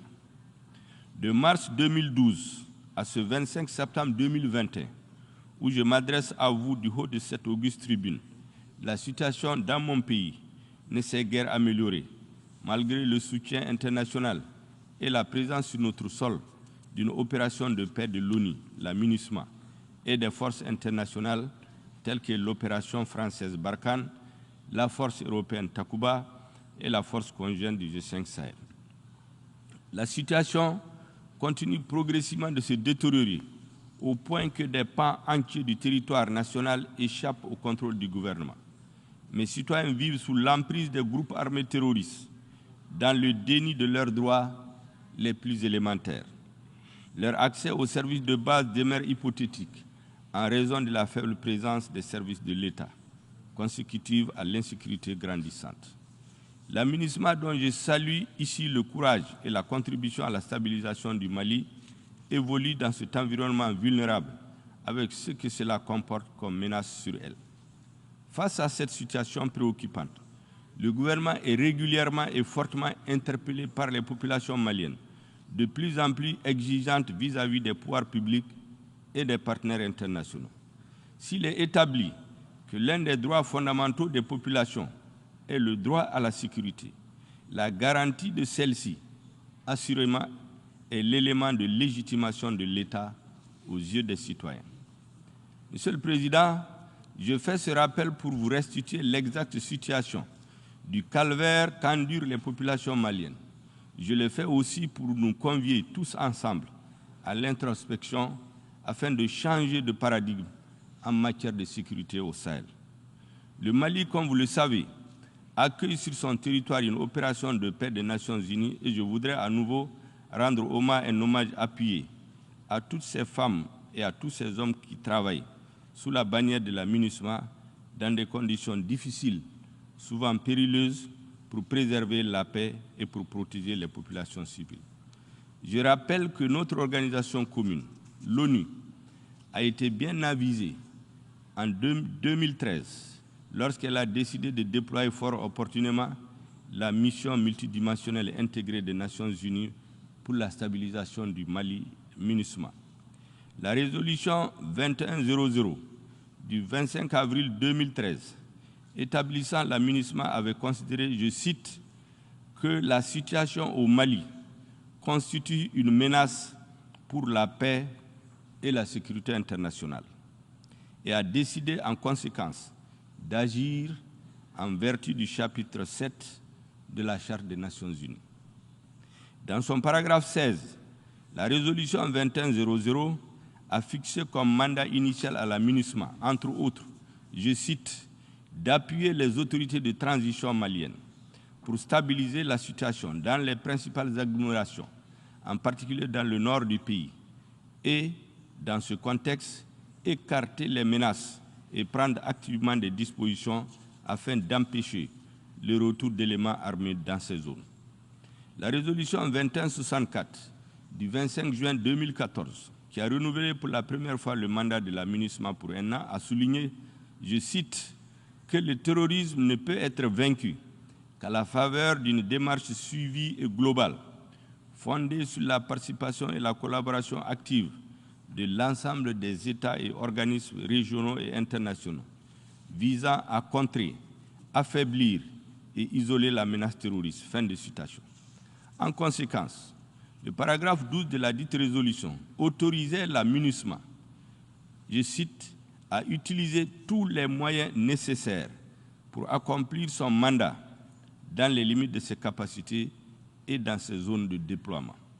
Elle lui enjoint en particulier, au titre du paragraphe 13, je cite, d'étendre sa présence, notamment grâce à des patrouilles de longue portée, dans les limites de ses capacités, dans le nord du pays, au-delà des principales agglomérations et en particulier dans les zones où les civils sont en danger. Monsieur le Président, 8 ans après le déploiement de la MINUSMA, les extraits ci-dessus de la résolution 2100 de 2013 et la résolution 2164 de 2014 sont d'une évidente et brûlante actualité. Les populations maliennes sont exacerbées aujourd'hui devant les tueries de masse, des villages rasés de la carte et d'innocents civils fauchés, dont les femmes et les nourrissants souvent brûlés vifs.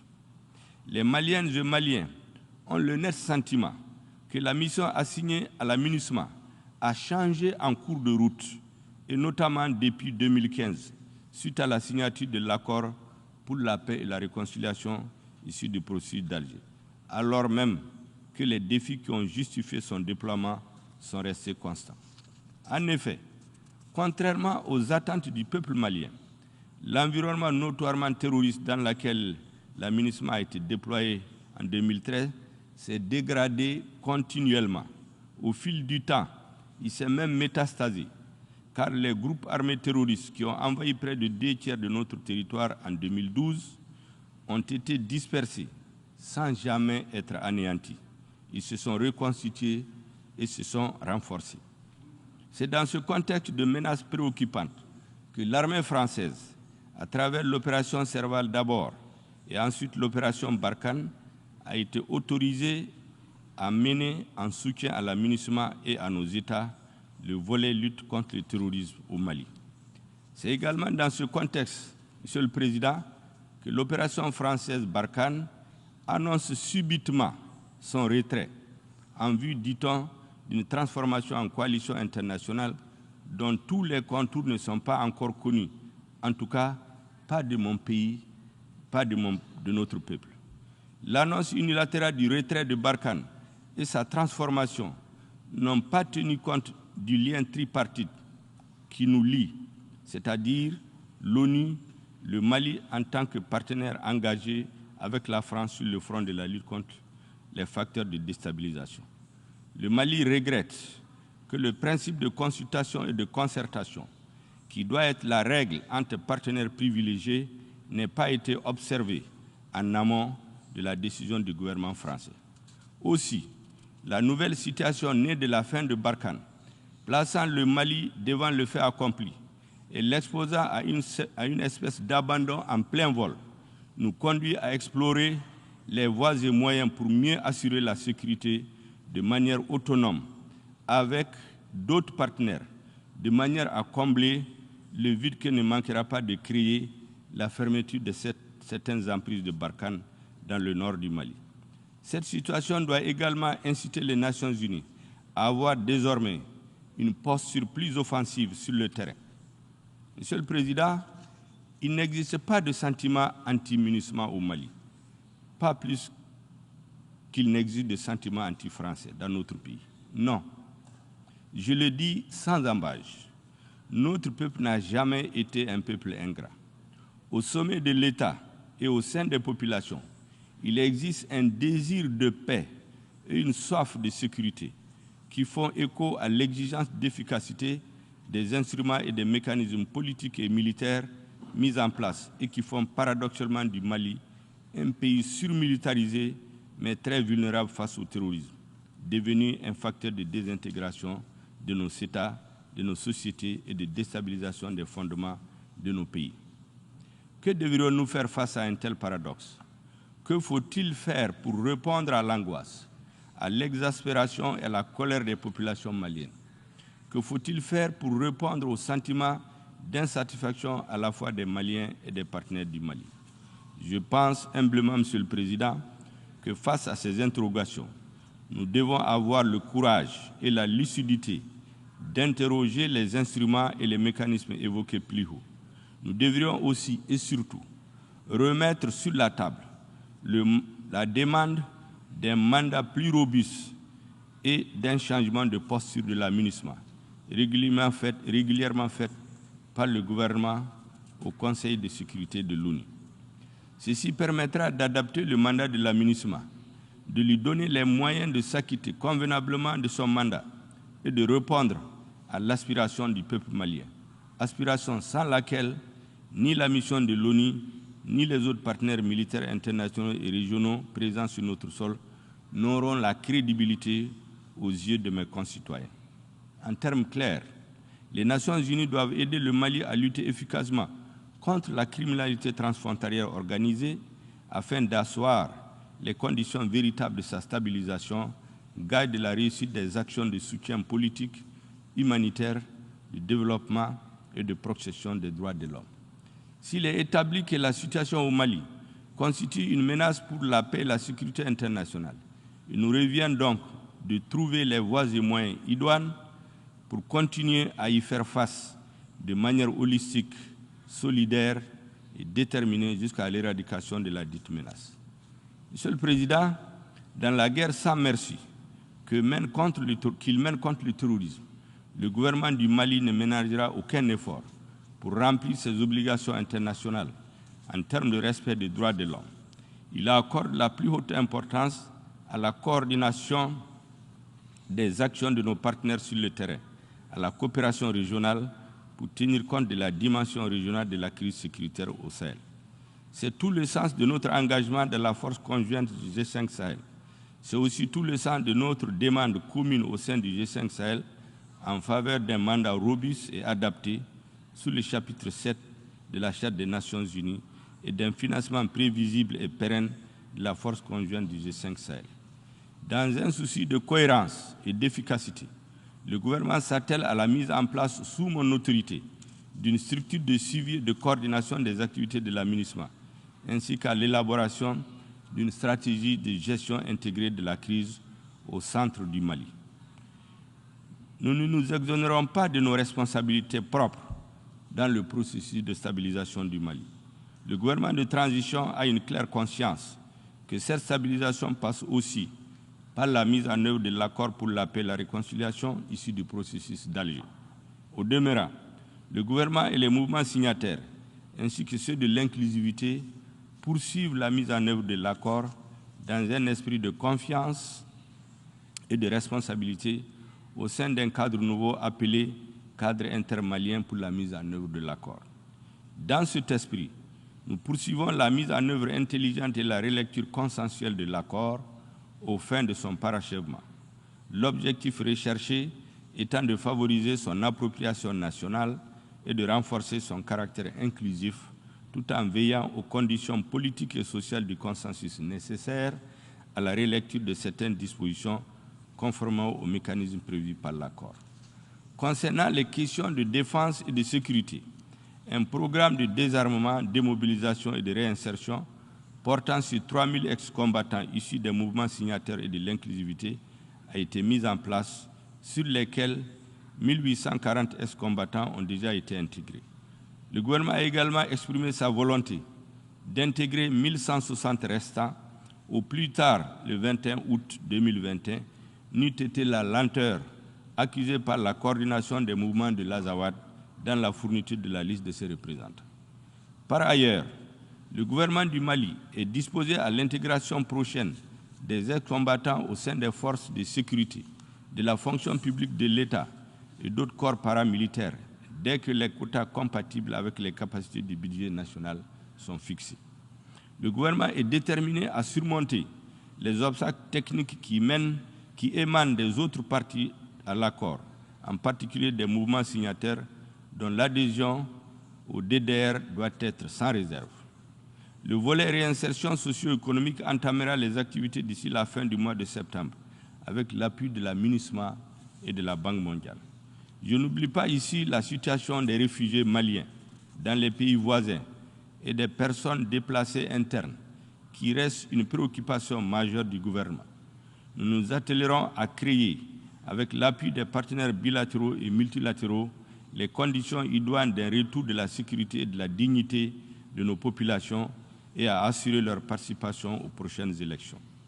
Monsieur le Président, la transition en cours au Mali se veut une transition de rupture qui porte l'espoir de guérir le Mali des maux qui l'assaillent, dont l'instabilité politique et institutionnelle, l'affaissement de l'État, conséquences directes de la corruption et de l'impunité.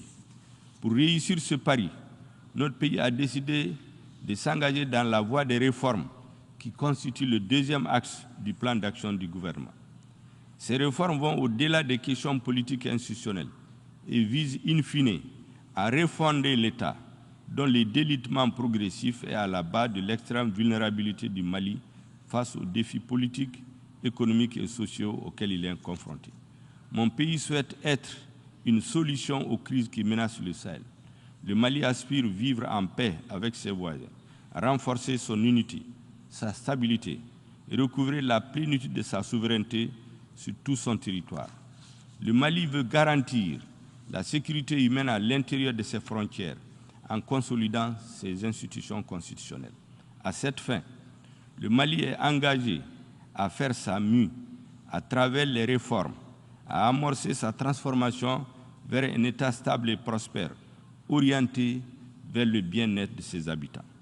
Ces réformes ont trop longtemps été différées, pour différentes raisons, par les différents régimes politiques qui sont succédés au pouvoir depuis 2 décennies.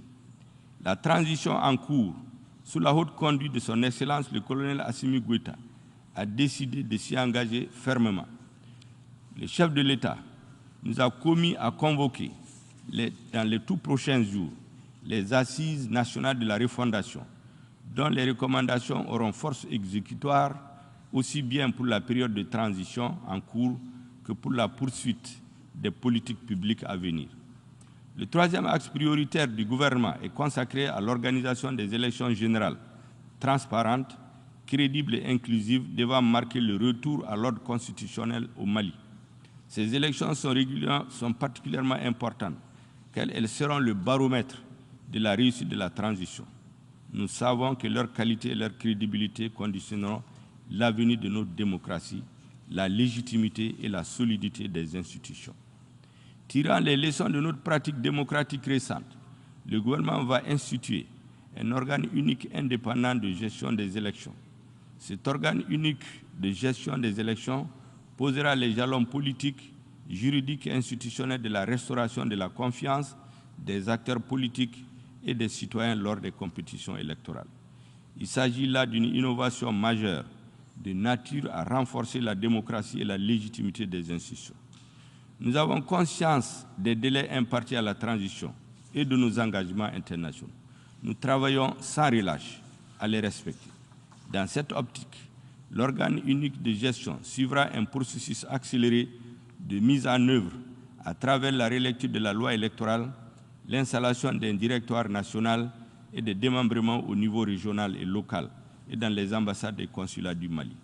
À cet égard, la table ronde sur l'examen de l'avant-projet des termes de référence des Assises nationales de la refondation est ouverte hier à Bamako. Au-delà de la question de l'organe unique de gestion des élections, le gouvernement va s'atteler à réformer le système électoral à travers la relecture des textes fondamentaux régissant les élections. Enfin, Monsieur le Président, le quatrième axe de l'action gouvernementale consistera à instaurer la bonne gouvernance et l'adoption d'un pacte de stabilité. Sous ce chapitre, le gouvernement s'est engagé à assurer une gouvernance de rupture et d'exemplarité. Une lutte implacable est déjà engagée pour combattre la corruption et l'impunité qui sont à la base de la déliquescence de l'État. Les mesures en cours dans ce sens vont se poursuivre et s'intensifier.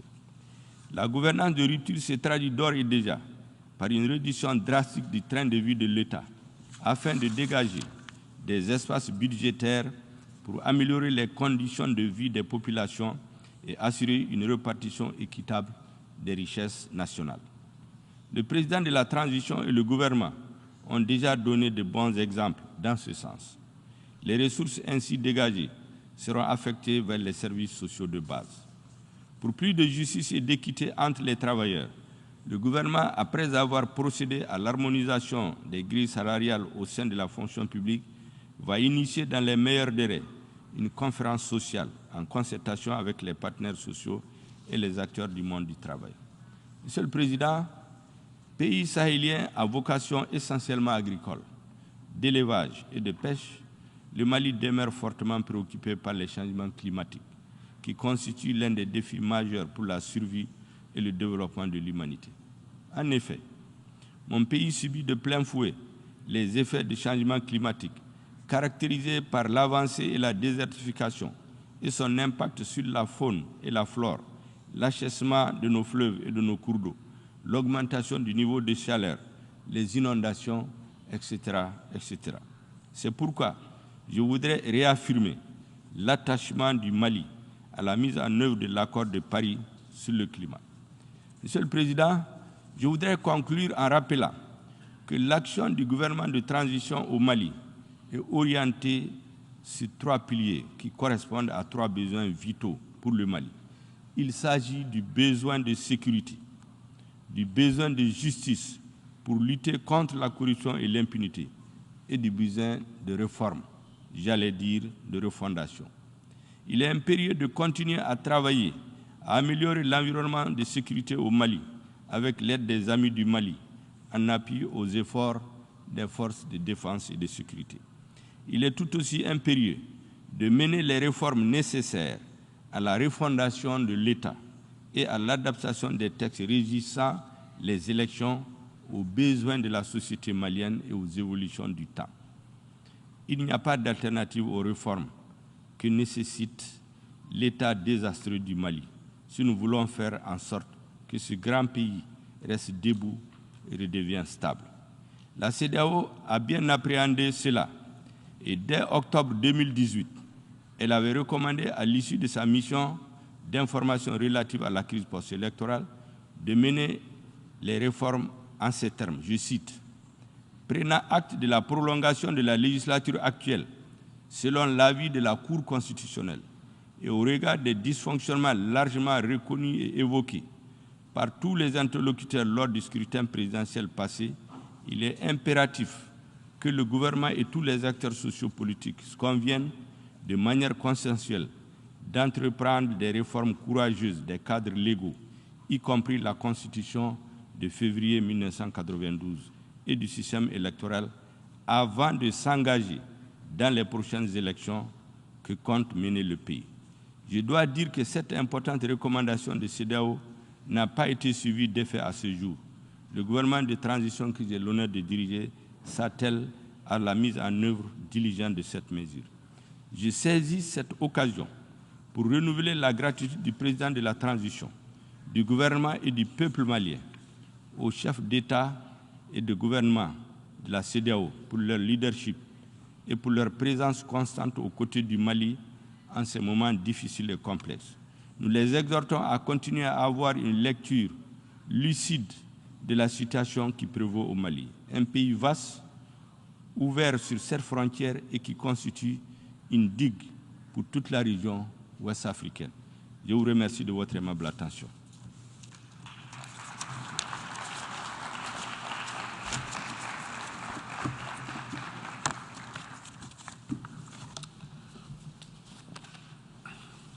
Au nom de l'Assemblée générale, je tiens à remercier le Premier ministre et chef du gouvernement de la République du Mali de la locution qu'il vient de prononcer. Et je prie le protocole de bien vouloir accompagner son Excellence.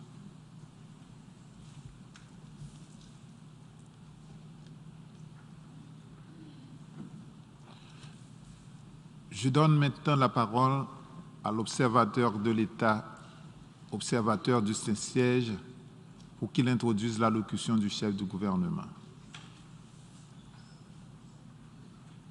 Mr. President, on this day, which coincidentally marks the 6th anniversary of Pope Francis' historic visit and address to this noble assembly, I have the honor to introduce the pre-recorded video message of His Eminence Cardinal Pietro Parolin, Secretary of State of His Holiness. Mr. President, I am pleased to extend to you and all of the representatives of nations the warm greetings of Pope Francis.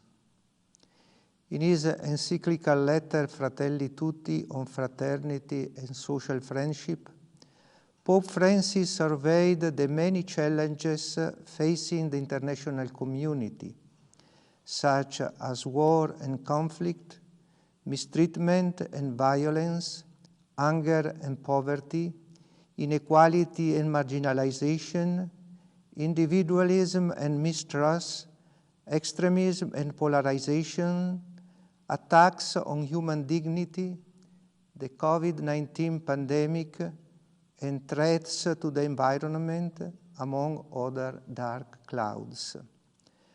To confront such difficulties effectively, we must approach them with renewed hope, based on the abundant seeds of goodness in our human family, like those heroically sown in response to the medical, social, economic, and spiritual dimensions of the pandemic. Such actions reveal, he indicated, that the medicine the world needs is not isolation and withdrawal into one's own interest, but rather fraternal closeness and hope grounded in the reserves of goodness present in human hearts. The theme of this general debate, Building Resilience Through Hope, focuses our attention on the crucial importance of hope in human affairs. Hope is different from optimism, which is an expectation that things will turn out well, or the idea that somehow history will inevitably develop on an upward trajectory. Instead, we know that our achievements are not unassailable. The maintenance of peace, the protection and promotion of human rights, the advance of integral human development, the care for our common home should never be taken for granted, but must be sought and secured by every generation. As new crises arise and others persist, we need hope to persevere in addressing them. Hope keeps us motivated when problems and disagreements seem unsolvable. It facilitates forgiveness, conscious that through reconciliation there can be a better future. It fosters resilience and inspires us to put in hard work even when we may not be able to see results achieved in our lifetime. For us Christians, hope is the most divine gift that can exist in the heart of mankind. It sees and loves what will be, in time and in eternity. Hope is expectation, fervent expectation, impassioned by the ultimate and definitive fulfillment of a mystery, that mystery of God's love. Mr. President, Pope Francis declared last year in his address to the General Assembly that we never emerge from a crisis just as we were. We come out either better or worse. To emerge better from the COVID-19 pandemic, we need to build on a renewed sense of fraternal solidarity. The pandemic has taught us how interconnected our world is, how every state has its own vulnerabilities, and that no state is capable of resolving the crisis on its own. Resilience demands that the international community put into action the commitments expressed during the special session of the General Assembly on COVID-19 last December. We must work together to remedy the situation of those who are on the pharmaceutical margins and to alleviate the needless suffering and death that they and so many others have and continue to endure. This is particularly the case with regard to vaccines, which must be available to everyone, especially in conflict areas and humanitarian settings. Resilience requires a renewed examination of how healthcare systems have largely been overwhelmed by the pandemic and left so many without sufficient care or any care at all. Even today, many have no access to testing, basic care, or vaccines, or even to the energy infrastructures that would make such care possible. Resilience calls for an examination of the fragility and shortfalls of our economic systems, which have left many behind as a result of the severe economic downturn and made the poor even more vulnerable. Finally, resilience involves perseverance in the fight against corruption, since the harm of corruption has become particularly exposed among the political and distribution failures of the pandemic. Mr. President, The pandemic has negatively impacted development programs and activities, as well the implementation of the 2030 Agenda for Sustainable Development. 5 years of progress on the 17 Sustainable Development Goals was halted, and in some cases reversed by the virus and its consequences, making sustainable development a reality by 2030, which 2 years ago appeared to be an uphill struggle with no certainty of success, has now become such a daunting challenge that tremendous efforts will be needed. To rebuild sustainably, we must rethink that the relationship between individuals and the economy, and ensure that both economic models and development programs remain at the service of men and women, particularly those on the margins of society, rather than exploiting both people and natural resources.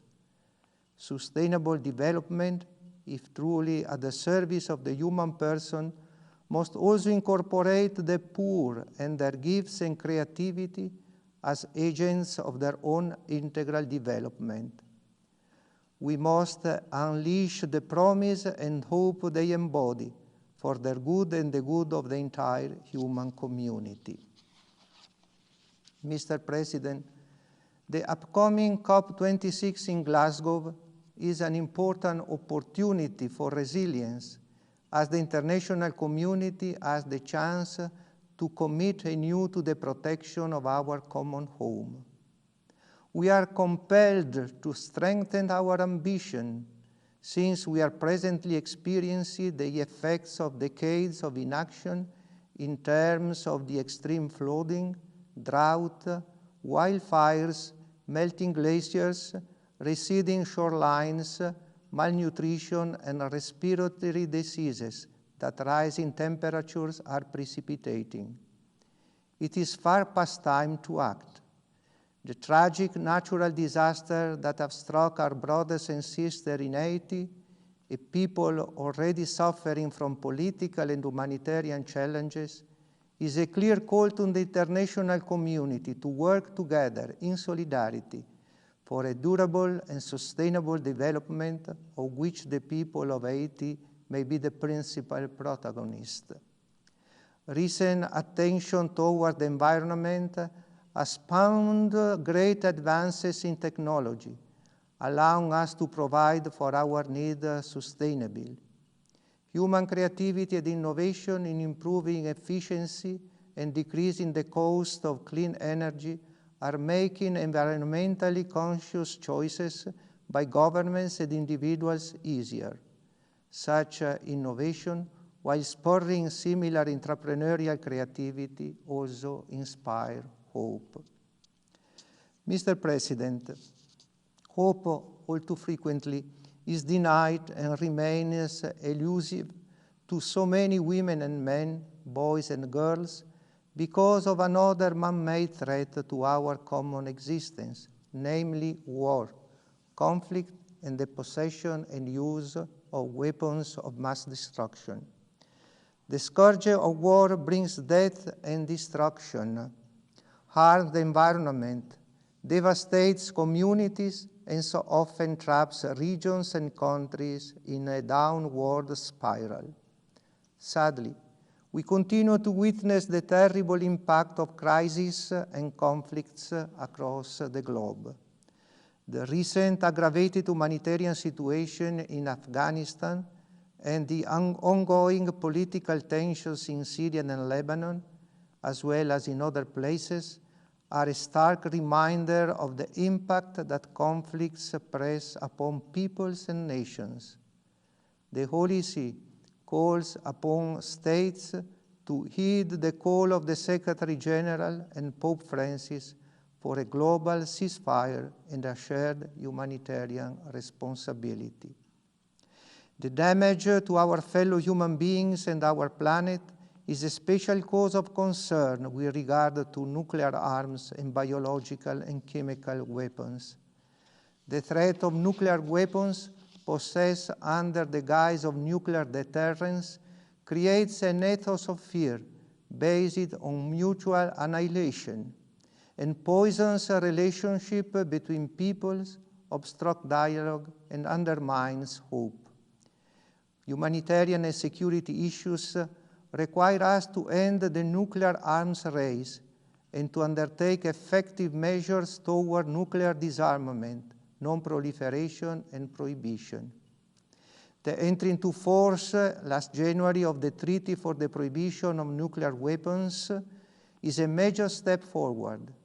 It is the firm hope of the Holy See that this will also spur progress in the implementation of the Treaty on the Non-Proliferation of Nuclear Weapons, scheduled to hold its review conference next January.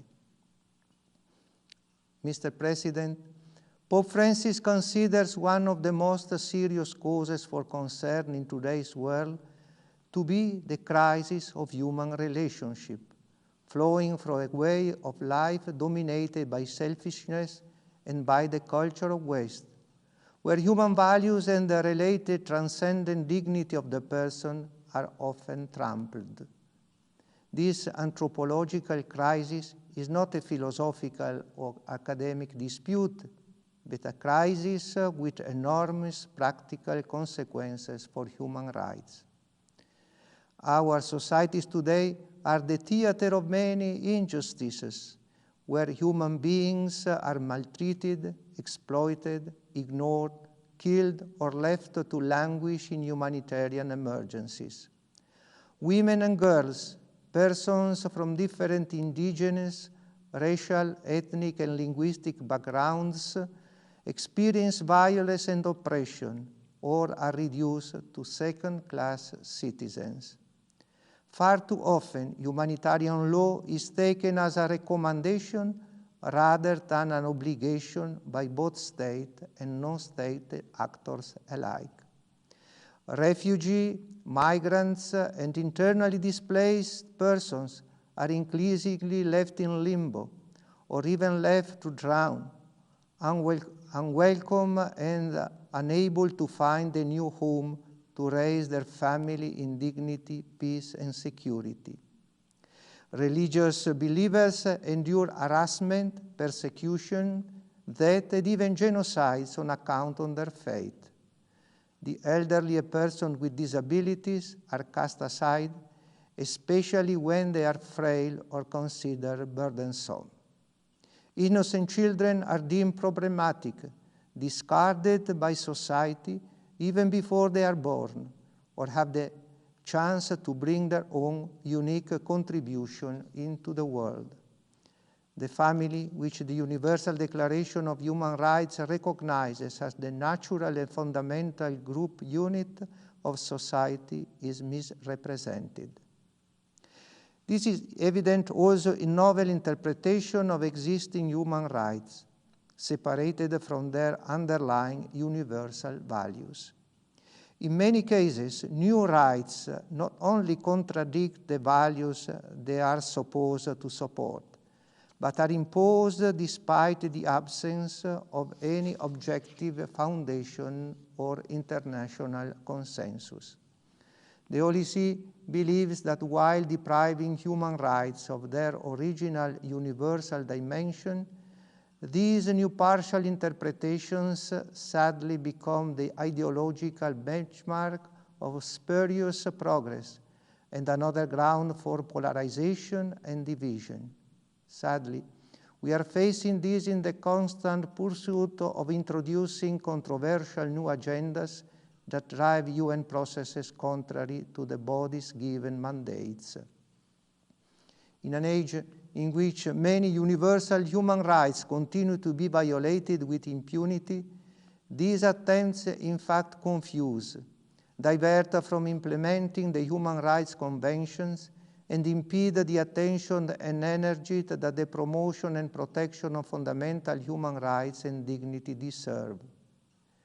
We need to build resilience through hope and consensus in this noble institution, while defending human rights and fundamental freedoms, including the right of life, to freedom of thought, conscience, and religion, and to freedom of opinion and expression, and not to undermine them.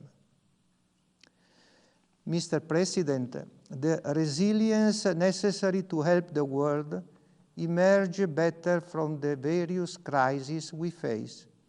The United Nations must constantly be renewed through returning with greater fidelity and resolve to the core principles and purposes enshrined in its charter. True revitalization means not just making structure and mechanisms more efficient, but assuring that the institution lives up to its true and commonly agreed upon aims, rather than becoming a tool of the powerful. The structural deficiencies that exist cannot be remedied either by sluggish solution or fast fixes, but require a commitment to what Pope Francis terms a healthy politics. The need for a healthy politics based on the pursuit of the common good and universal truth is particularly important at the Security Council, whose members are called to become the foremost artisans of peace throughout the world, constantly recommitting themselves to place international peace and rule of law above national interests or partisan ideologies. Far too often, the latter inevitably leads to gridlock, while the poorest and most vulnerable, who look to the Council for signs of hope, continue to suffer, pushed into greater despair. Revitalizing the United Nations must include examining whether the structure conceived in 1945 remains adequate for 2021 and beyond, as well as recognizing that from those states to whom more is given, more is to be expected, especially with regard to responsibility for the common good. In addition to the structural aspects of revitalization, greater attention must be given to promote and safeguard the mandates of UN entities and fora. The Holy See views with concern the push of some to break down the helpful division of labor among committees, commissions, meetings, and processes, turning all into bodies that focus on a limited number of disputed issues. Furthermore, the principle of consensus must be safeguarded. One common step in the right direction is preferable to many steps in different directions. To help the world build resilience through hope, the United Nations must lead by example, and the states, entities, and personnel that comprise the organization all have a key role to play in helping set that example. The Holy See is vigorously committed to playing its part. In conclusion, Mr. President, to recover, rebuild, respond, respect, and revitalize involves a rediscovery of resilience through firmly grounded hope. Many are the signs of hope, even in our weary societies. To be builders of peace in our societies means to find these seeds and shoots of fraternity. The God of the covenant asks us not to yield to separatism or partisan interest. He does not want to us ally ourselves with some at the expenses of others. Rather, he wants individuals and communities to be bridges of fellowship with all. Let us see in the eyes of migrants and refugees, they are full of suffering and hope. Let us work together to give them the future to blossom in peace. In March, while the effects of the pandemic were still being very much felt, Pope Francis went to Iraq to encourage the Iraqi people in striving to give the world an example of resilience through hope. Visiting the birthplace of Abraham, to whom Jews, Christians, and Muslims all look as their father in faith, The Pope recalled the image of a storm-tossed sea to describe what is involved in building a culture of peace. It demands, he said, especially amid the tempest, that we row together and that no one be concerned simply for his own affairs. He continued, there will be no peace as long as we see others as them and not us. There will be no peace as long as our alliances are against others, for alliances of some against others only increase divisions. Peace does not demand winners or losers, but rather brothers and sisters who, for all the misunderstandings and hurts of the past, are journeying from conflict to unity. That is the way of hope which all of us should walk in this organization. Thank you, Mr. President.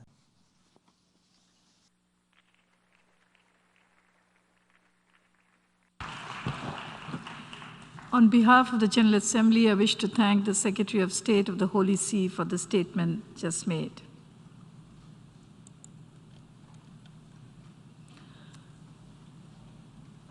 I now give the floor to His Excellency Demeke Mekonnen, Deputy Prime Minister of Ethiopia.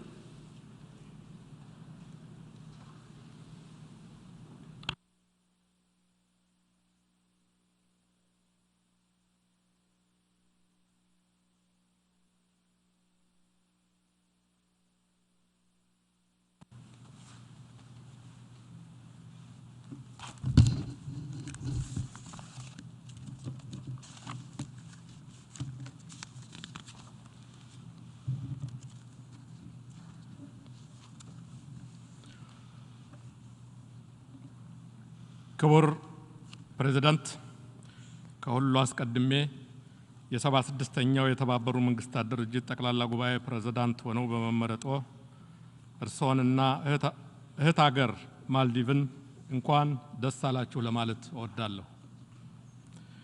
የ75ኛውን ጠቅላላ ጉባኤ ስርዓት በብቃት ለመሩት ለክቡር ቮልካን ቦስኪርም አድናቆቴን እገልጻለሁ። ከዚህ በተጨማሪም የተባበሩ መንግስታት ድርጅትን ለማገልገል ከፍተኛ በሆነ ድጋፍ በድጋሜ ለተመረጡት ዋና ጸሐፊ አንቶኒዮ ጉተሬዝም እንኳን ደስ አለዎት ለማለት ይሻለሁ። በዓለም አቀፍ ደረጃ የኮቪድ-19 ወረርሽኝ ስጋት በሆነበት ወቅት ተቀብሎ ላስተናገደን ሀገርም ምስጋና አቀርባለሁ። Mr. President, this year's General Assembly takes place while we continue to grapple with the COVID-19 pandemic. The pandemic rattled all aspects of public and private life. It also revealed the power of innovation and the enormous potential of scientific research to serve humanity. I would like to take a moment to applaud the scientists, engineers, and everyone who have played a part in the discovery and rollout of COVID-19 vaccine. Evidently, science can serve humanity only if good faith and rationality guides politics. Unfortunately, Africa, with negligible vaccination rate, is left waiting for the drips from the surplus of others due to vaccine nationalism. In addition, the economic devastation in developing countries from the pandemic is yet to be addressed by meaningful economic and financial measures. We hope countries with the means would advance cooperation that is cognizant of the global nature of the problem. With this pandemic, there is no isolated safety. No one is safe until everyone is safe. Mr. President, the true dignity and freedom of people lies with their ability to sustain themselves. Poverty and dependence on foreign aid cause political, governance, security, and human development challenge. Global warming is the most alarming driver of poverty. agrarian and pastoralist communities and economies like ours with this livelihood face an existential challenge. The impact of climate change are destroying arable land and biodiversity, thereby disrupting our food system. Production of cash crops suffer from quality and quantity problems. Perennial flood and drought are straining the emergency readiness we have in place. The targets under the Environment and Sustainable Development Agenda are overdue and more be overtaken by events. Hopefully, COP26 will pave the way for climate financing and support to programs such as the Green Belt and Green Legacy afforestation initiatives that are restoring a long-lost ecosystem. Mr. President, in the past few years, we heard from this podium voice of justified concern and call for rule-based world order and viable multilateralism. Ethiopia has always been steadfast in its support for multilateral institutions. Our position emanates not from rhetoric, but from our tragic ordeal during the days rule-based order was left in the shambles. We commend the declaration of return and renewal of commitment to multilateralism. At the same time, we see a glaring need to reiterate the fundamental values of sovereign equality, non-interference, and cooperation based on mutual benefit and respect. Multilateralism stands on the shoulders of states that ably guard their sovereignty, territorial integrity, and political independence. Multilateralism will meet its objective only if states are able to stand free to manage their domestic and external affairs. Indeed, our human aspirations are inherently similar. However, our viewpoints that are underpinned by our diversity in cultures, history, and socio-economic reality will not always be fully aligned. This diversity shall be viewed as an asset, and no one amongst us should wish to prevail over the other, especially when it comes to values and policies dealing with our internal and external affairs. Mr. President, 3 years ago, my country, Ethiopia, embarked on a promising journey of reform. The change we introduced ushered in democracy, human rights, human development, and regional stability. It also opened avenues for dialogue and unity among divergent political and interest groups. Tapping into Ethiopia's rich history and enormous potential, the reform chartered our inevitable and bright future, placing Ethiopia as a new horizon of hope. It overturned a complex network of corruption, illegitimate political power, and illicit financial flows installed at the cost of national interest and the determinant of regional peace. The reform, however, was not without challenge. As any other democracy, our democratic process is an attempt to find a balance between stability and disruption. In Ethiopia, groups that consider equality as subjugation are making their best effort to create and prolong anarchy. At the hands of these lords of instability, we went through unimaginably inhuman attacks against citizens, instigation of violence, and destruction of property that culminated in an attack against the Ethiopian army. On the night of November 4 last year, in a scheme orchestrated by a criminal group, the Ethiopian National Defense Force was attacked from within. The unsuspecting men and women in uniform were slain. The government of Ethiopia took the necessary measures to avert the grave danger imposed on us.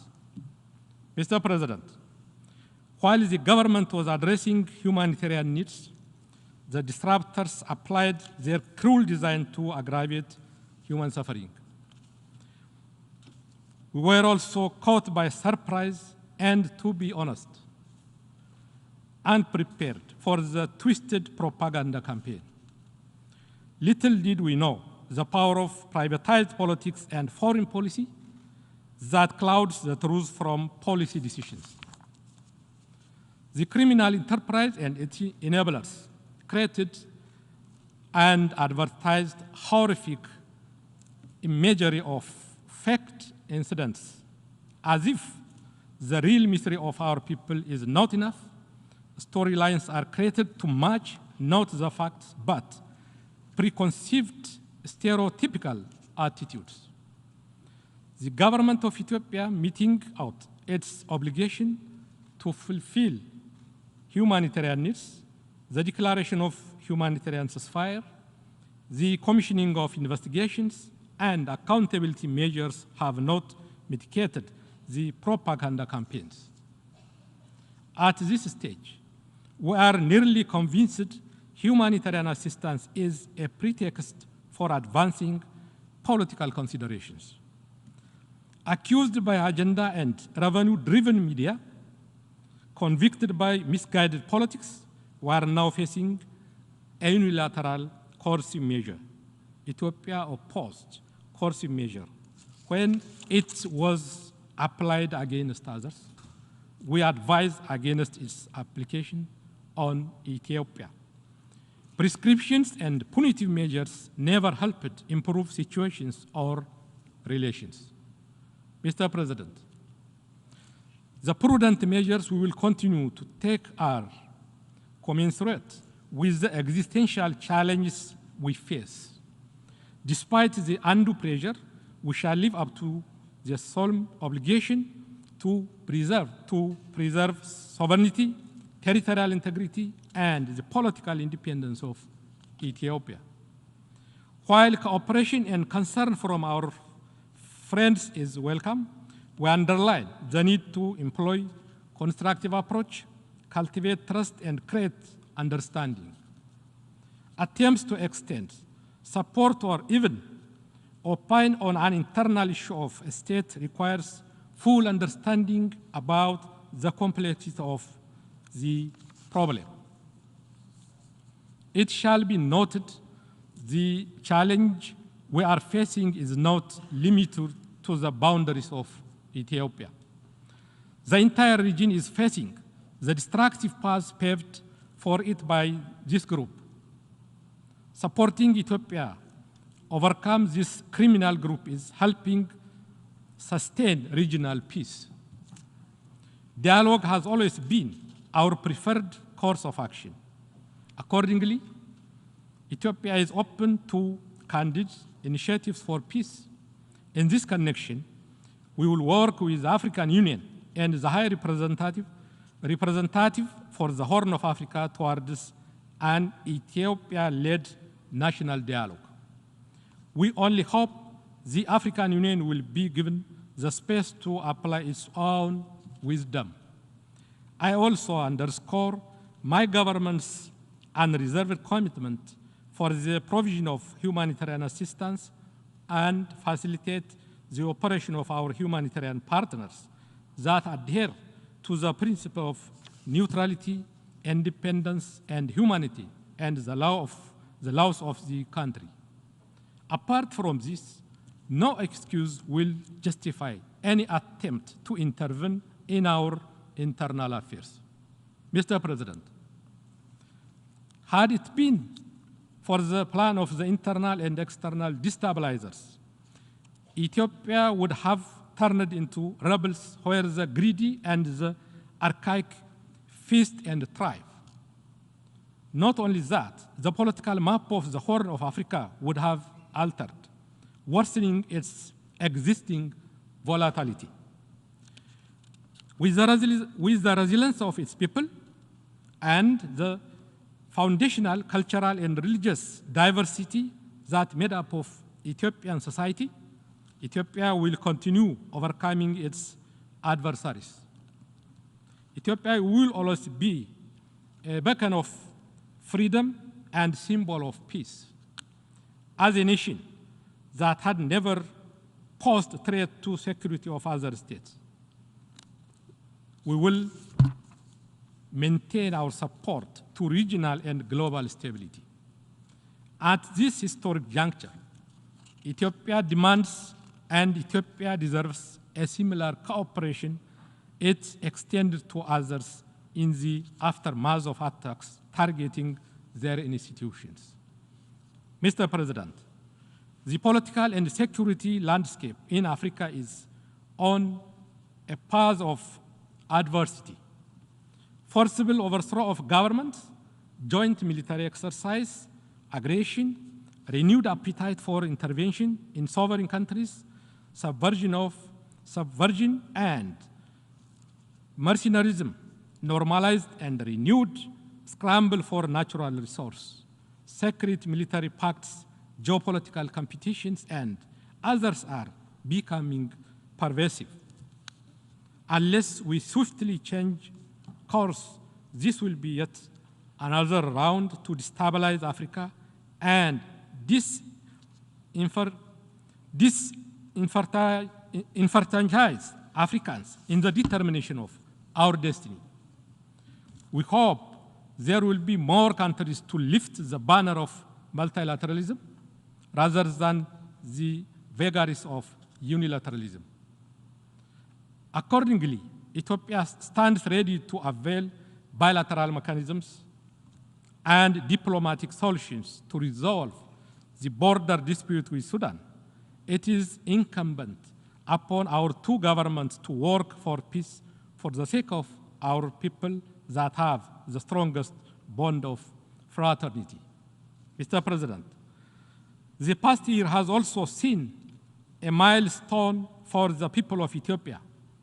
Our experiment with democracy ascended one level with a free, fair, peaceful, and credible election with an unprecedented level of voter turnout.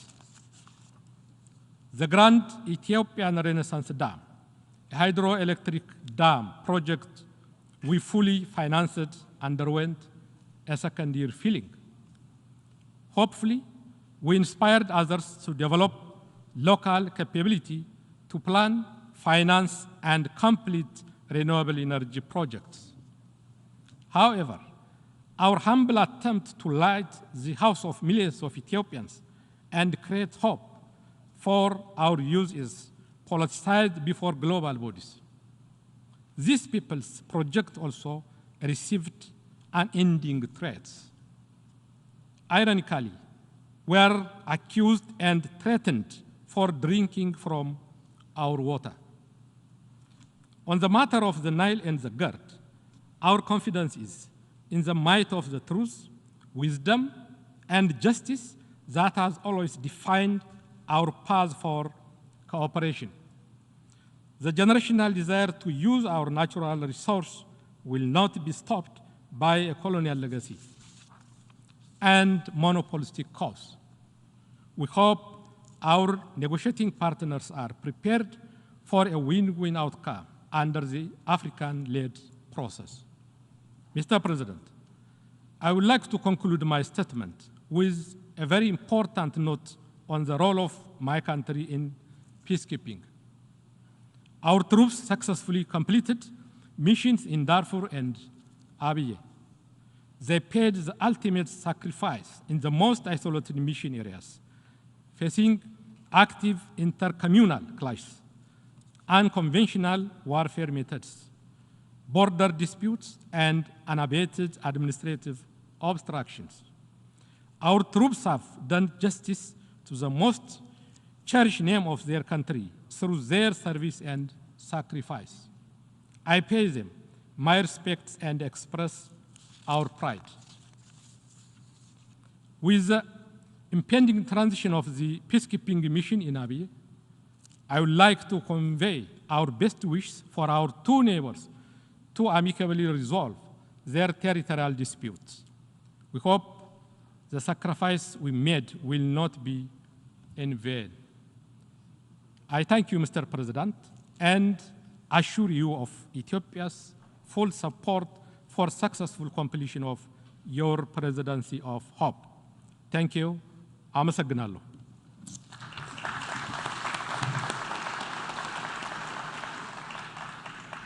I thank the Deputy Prime Minister of Ethiopia for his statement.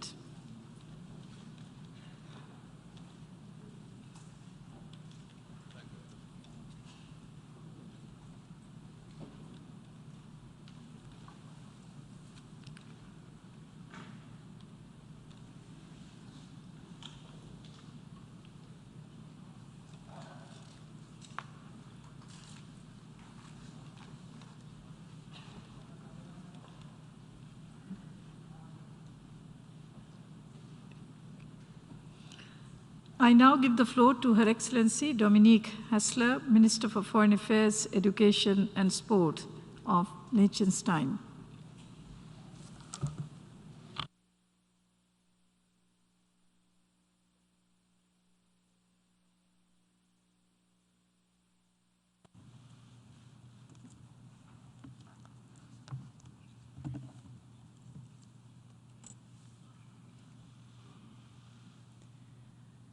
Mr. President, Excellencies, ladies and gentlemen, I congratulate you on your election to the helm of the General Assembly, the most important policy-making body in the world.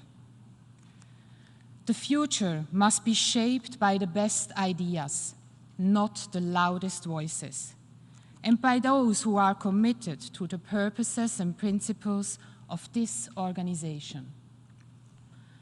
Small states have always had an intrinsic understanding of that, and I'm deeply convinced of the value added that states like ours bring to the United Nations and to the work of this Assembly in particular. Mr. President, I wish to address the plight of the people of Afghanistan, given the immense humanitarian tragedy that has been unfolding in the country in the last few weeks. We pay tribute to all those who have worked bravely and with conviction towards a peaceful and safe future for the country. In particular, the women and girls who have been fighting for the full enjoyment of all human rights and fundamental freedoms. We call upon those who effectively exercise control to fully respect their rights and freedoms, especially the rights to quality education and work, as well as freedom of movement. The people of Afghanistan live now in a very precarious position, and they are looking at us and at the United Nations as an organization to support them. We will continue to stand with them, call for the full respect of their human rights and fundamental freedoms, and ask that the United Nations lives up to its historic responsibility in this terrible and dangerous crisis of humanitarian security. Mr. President, as we gather in the General Assembly Hall, the symbol of multilateralism and the sovereign equality of states, the COVID-19 pandemic continues to loom large. We are meeting under restricted and difficult circumstances here in New York. Our way of living together across the globe is heavily affected, as are our lives as individuals. The pandemic knows no geographic boundaries. We all know that we can only be successful if we work together. Solidarity is simply also a matter of self-interest. Yet, the pandemic has exacerbated existing inequalities, both within and among societies. Women and children and those in economically weak positions have been hit hardest. Time and again, we have been saying that ensuring access to vaccination for all is the only way to protect ourselves from the pandemic. And yet, we continue falling short of reaching this goal. Liechtenstein will continue to invest in the United Nations system to play a key role in addressing the ongoing pandemic, in helping us prepare better for future ones, and ideally in preventing them altogether. 18 months into the COVID-19 pandemic, we are still uncertain where we stand and must be prepared for setbacks. And this in spite of the fact that the scientific community has responded at impressive speed and developed an effective vaccine in record time. Globally, the support for COVAX, to which Liechtenstein has also made its contribution, has so far been not sufficient to bring about access to vaccine to all. This is not just an obligation vis-à-vis those who are in economically disadvantaged positions, but also in the investment we all need to make. Mr. President, the pandemic has brought home forcefully the need us to take decisive action, and to do so with the highest sense of urgency. First among the challenges facing us is the ever more dramatic climate crisis. Both the climate change-related catastrophes of the past month and the most recent report of the International Panel on Climate Change make it brutally clear that we have very little time left to reverse the downward spiral and to meet our obligations to future generations, to humankind as a whole. We are heartened by the return to a comprehensive multilateralist approach, evidenced by the enhanced support for the Paris Climate Agreement. This is, of course, just the bare minimum required for us to make progress together and to do so quickly. We are looking at those whose engagement is indispensable for us to turn the tide. But the Liechtenstein government is also strongly committed to do its part to help preserve a livable and healthy planet for future generations, knowing that our people, in particular our youth, expect us to be ambitious and decisive. We are proud to lead the world on solar power per capita and take this as an encouragement to increase sustainability in other areas too. The upcoming COP26 in Glasgow is the ultimate test for our collective resolve. I sincerely hope that we will be able to pass it together. For the Glasgow meeting to be a success, it must bring a true breakthrough and a paradigm shift in the prevailing dynamic which is playing for time that we all know we do not have.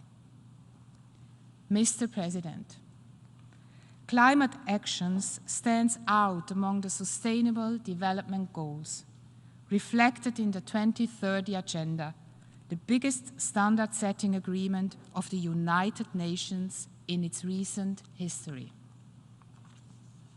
But it is rightly part of the comprehensive agenda we have set for ourselves.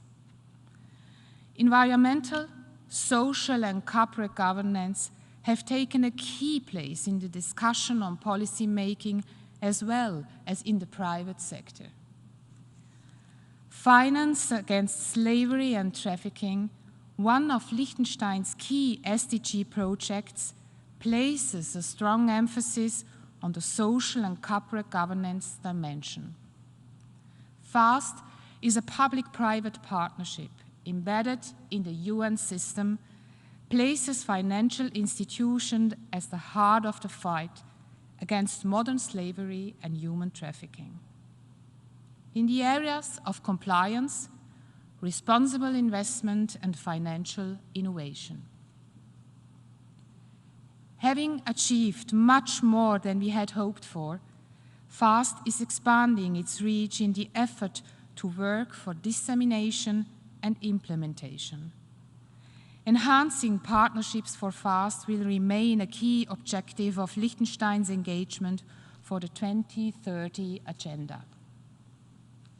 Mr. President, since its very inception, the United Nations has stood for the rule of law, the belief in the necessity for international law to govern the relations between states, but also between states and individuals. State institutions must be accountable and inclusive. We all have agreed to that in the SDGs. At the same time, people have a fundamental right to participate in decision-making processes, either directly or through free and fair election of their representation.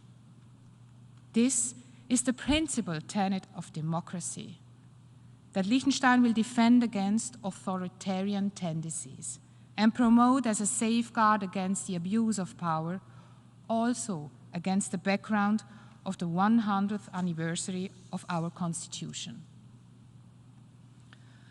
A look at many of the crisis situations around the world illustrate clearly the need for accountability, of which international criminal justice is an indispensable part. Be it the over a decade-long armed conflict in the Syrian Arab Republic, or the universally condemned coup in Myanmar by an unaccountable military regime. The prevalence of impunity not only leads to new atrocity crimes, but it also makes sustainable peace and thus development impossible. In the era of international criminal justice, the International Criminal Court continues to be the key institution.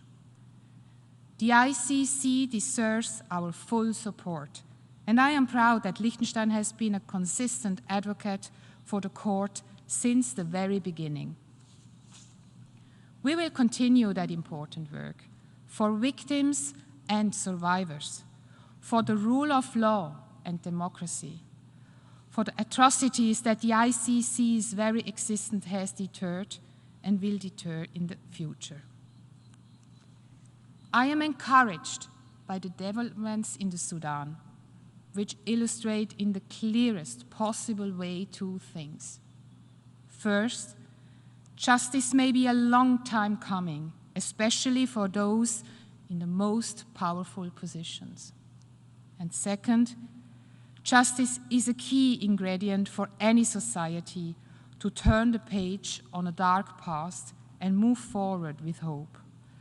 Legitimacy and the full support both of its own people and of the international community.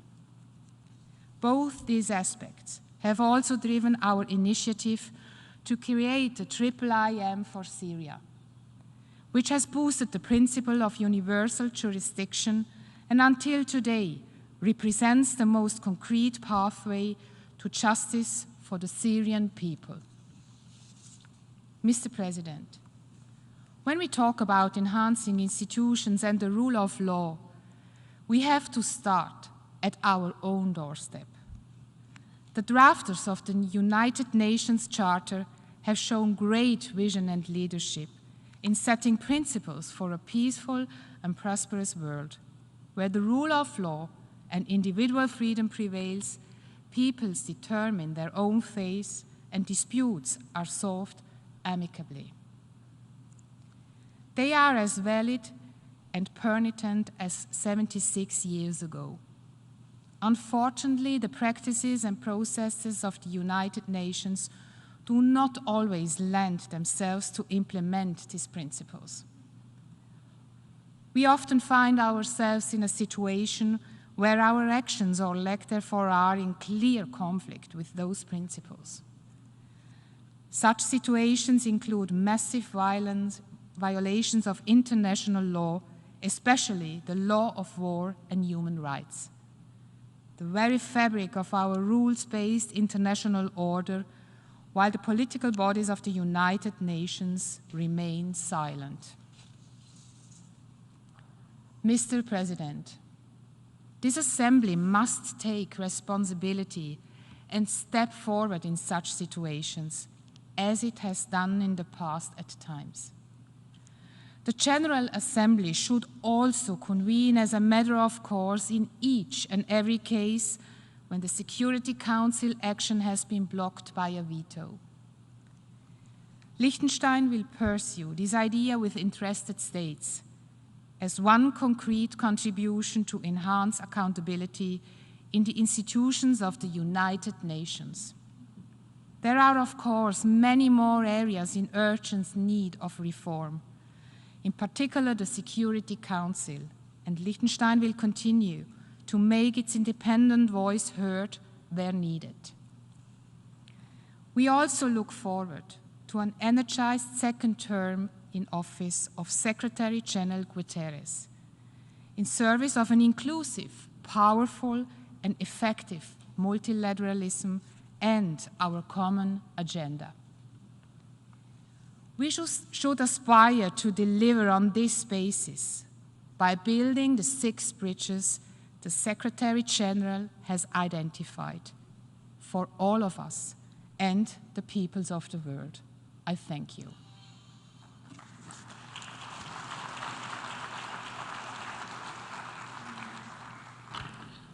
I thank the Minister for Foreign Affairs, Education and Sports of Liechtenstein for her statement.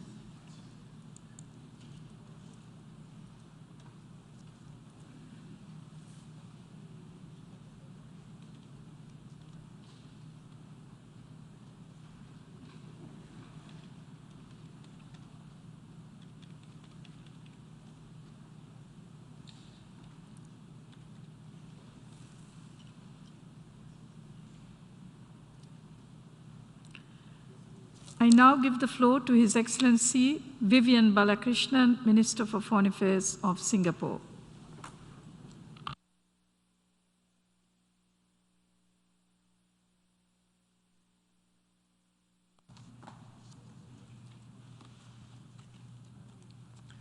Mr. President, Excellencies, friends and colleagues, let me start by congratulating His Excellency Abdullah Shahid on assuming the presidency of the 76th session of the General Assembly. I also thank His Excellency Volkan Bozkır for his leadership of the 75th session during an unprecedented and difficult year. The most important lesson from the COVID-19 pandemic is that multilateral cooperation is absolutely essential to overcome the challenges of our global commons. And only coordinated international action can lead us to a sustainable and inclusive and resilient recovery. And this is precisely why the role of the United Nations is so crucial, especially for small and developing countries. The UN must empower countries to deal with the challenges of managing our global commons in order to build a more resilient future. I want to welcome and commend the leadership of UN Secretary General Antonio Guterres, not only for his achievements over the past term, but in putting forth a bold and visionary common agenda to reposition and to adapt the United Nations for the future. In particular, I welcome his proposal for a summit of the future to forge a global consensus. Today, I wish to highlight 4 key areas that require our urgent attention: public health, climate change, the oceans, and the digital revolution. First, the fight against COVID-19 is far from over. Access to vaccines remains the biggest problem faced by many countries. Our immediate priority must be to redouble efforts to expand access to vaccines by scaling up production and distribution. Singapore is a strong supporter of vaccine multilateralism. We will continue to support the COVAX facility, and Singapore will donate our vaccines under the COVAX initiative to other countries with greater needs. We have continued to help our friends and our neighbors where we can, through other contributions of medical supplies, oxygen, and equipment. And as a transshipment hub, Singapore has always played our part to keep essential supplies moving to where they are needed most. In the longer term, we need to take forward the recommendations of the G20 High-Level Independent Panel to address the major gaps in preparedness for future pandemics. We need to strengthen the multilateral support for the WHO and the UN, and to mobilize resources for our collective security, because no one is safe until everyone is safe. And this brings me to my second point. We need a sustained and ambitious global response to address climate change. The effects of climate change are deeply felt at a local level, but the solution will depend on a collective response at a global level. For a small island city-state like Singapore, climate change remains a clear and present danger. And recent extreme weather events are stark reminders that we do not have time to lose. The IPCC's recent landmark report has concluded that global temperatures are likely to rise above 1.5 degrees Celsius within the next 2 decades. And we are likely to see more intense rainfall, flooding, droughts, the loss of sea ice, and rising sea levels. The fight against climate change will be a stark litmus test of our ability to manage the global commons through multilateral action. No country acting alone can move the needle. But if we work together, we can make a substantial impact. If we fail, the consequences will be calamitous for every country and for all humanity. Singapore has always been a strong advocate of the Paris Agreement from the very beginning. Last year, even whilst battling the pandemic, we submitted our enhanced 2030 nationally determined contributions to the Paris Agreement and our long-term low emissions development strategy for 2050 and beyond. This year, we unveiled the Singapore Green Plan 2030, which outlines a whole-of-nation approach to sustainable development and charts ambitious, concrete targets over the next 10 years. Amongst others, we will plant 1 million more trees on our tiny island. We will quadruple solar energy deployments, and we will reduce the waste sent to landfills.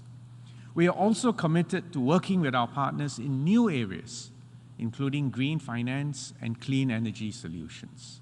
And we look forward to substantive outcomes at the upcoming UN Climate Change Conference, COP26, in Glasgow. The third global commons in urgent need of multilateral action are our oceans. The oceans sustain our global ecosystem.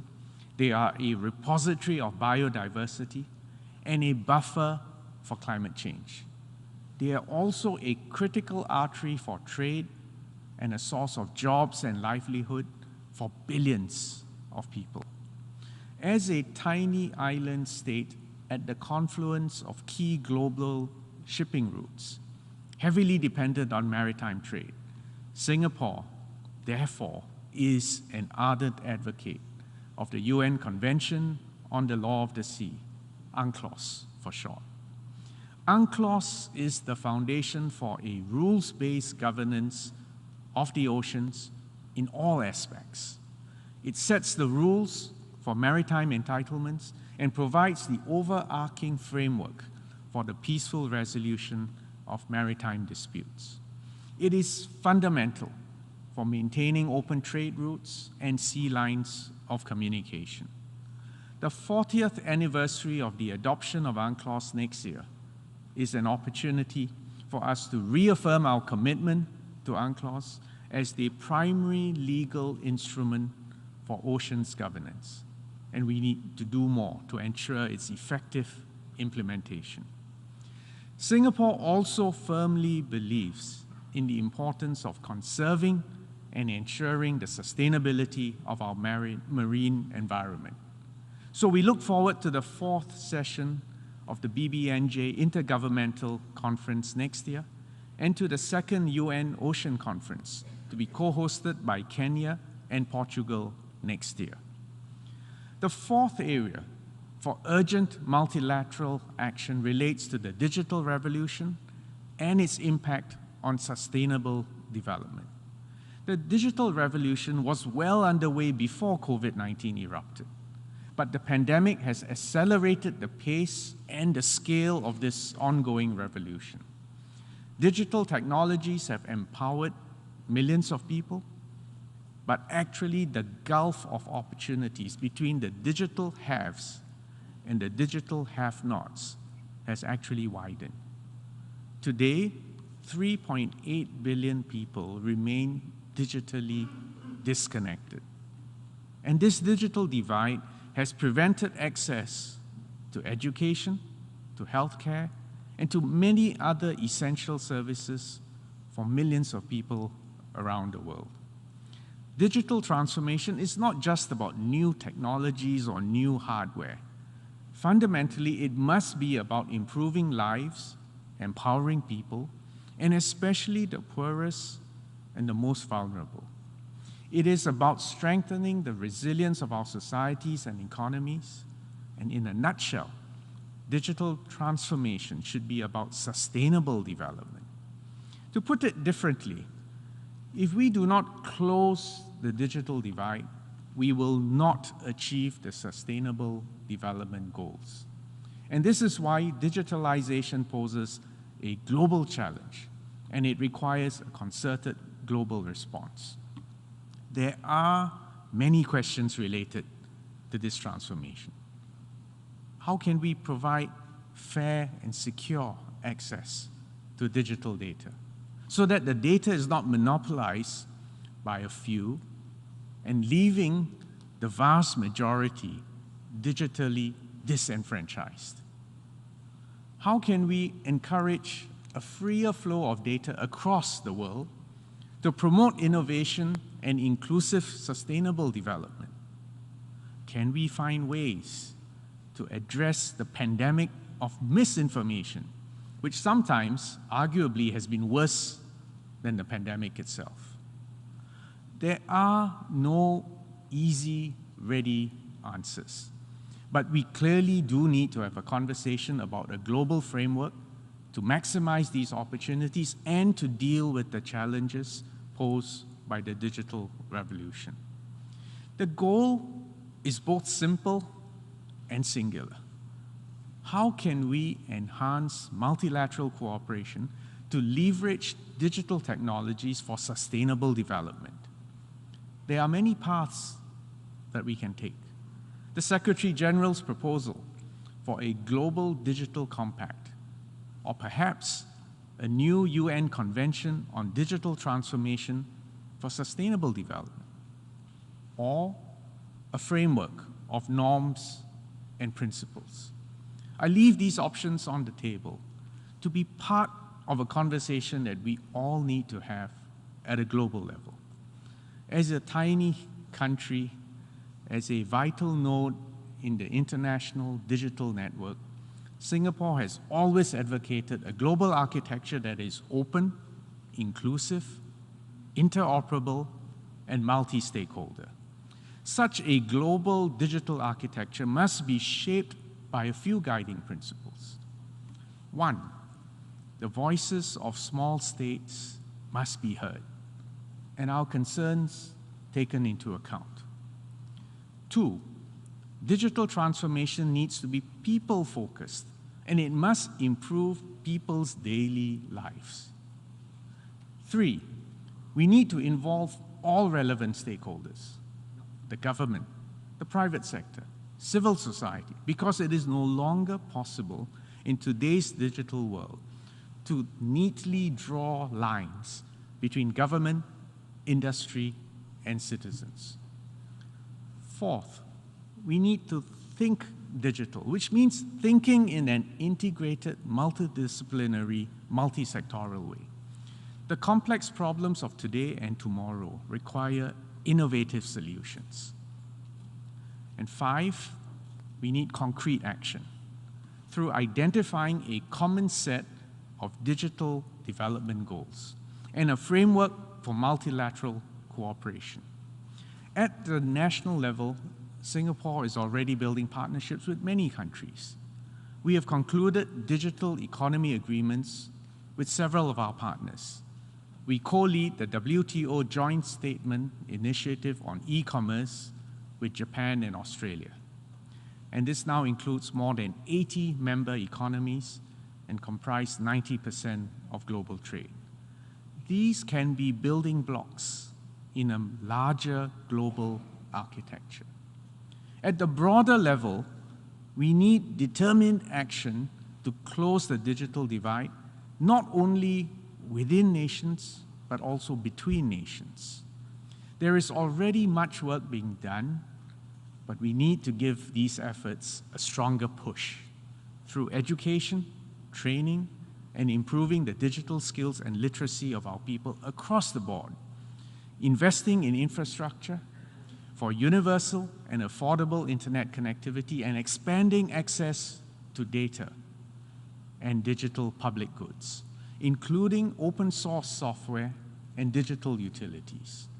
We can do a lot more to improve international data governance, to promote interoperability, trust, security, when we transact in the digital environment.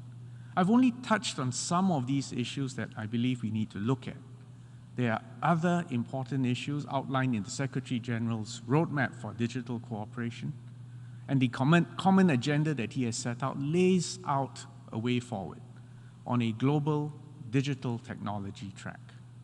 The next step is to take action on these proposals, and Singapore will support the efforts by the United Nations to advance our global conversation, so that together we can make tangible progress on digital transformation for sustainable development. Mr. President, Excellencies, as we seek to build a more inclusive, sustainable future, we need to give each other a hand. And this is especially so for small and developing countries. In 1992, Singapore established the Forum of Small States, FOSS, F-O-S-S. It's an informal platform for small states to discuss issues of mutual concern. We started off with a group of 16. It has now grown to 108 members at the United Nations. And we will celebrate our 30th anniversary next year. To mark this milestone, Singapore will launch a new Force for Good program. It will commence in 2022. It will focus on priority areas such as the digital transformation and COVID-19 recovery, customized to the unique challenges faced by small countries. Because we believe it is only by working in partnership, by helping each other, that we can reach a more resilient, a more inclusive, and a more sustainable tomorrow. It's always darkest before dawn, but dawn will arrive. There is hope, and there's much work ahead for all of us. Thank you.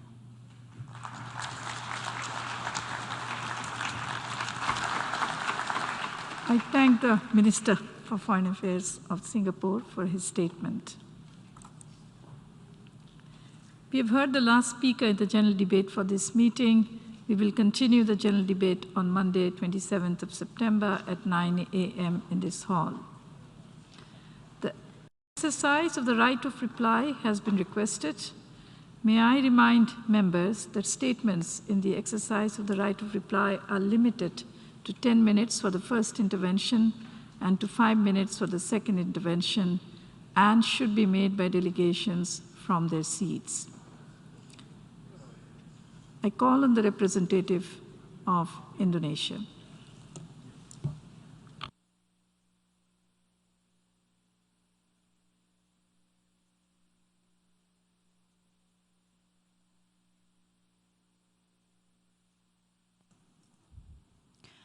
Madam President, I'm taking the floor to exercise Indonesia's rights of reply to the statement made by Vanuatu. I'm appalled that Vanuatu keeps using this august forum to infringe the sovereignty and territorial integrity of other member states and continues its ill-intentioned and politically motivated aggression against Indonesia. We strongly reject false, baseless allegation and misrepresentation that continues to be nurtured by Vanuatu. They create false and empty hopes and fuel conflicts, sadly, at the expense of innocent lives. Vanuatu tries to impress the world with its so-called concern for human rights issues. In reality, their version of human rights is twisted and fails to mention inhumane and heinous acts of terror committed by armed separatist criminal groups. Vanuatu deliberately closed its eyes when these armed separatist criminal groups murdered nurses, healthcare workers, teachers, construction workers, and law enforcement apparatus. These are the peoples who actually dedicate their lives for the Papuans. When innocent construction workers were brutally murdered, why did Vanuatu choose to be silent? When teachers were mercilessly slain and killed, why did Vanuatu choose to be silent? When public facilities built for the people of Papua were destroyed, why did Vanuatu, once again, choose to remain silent?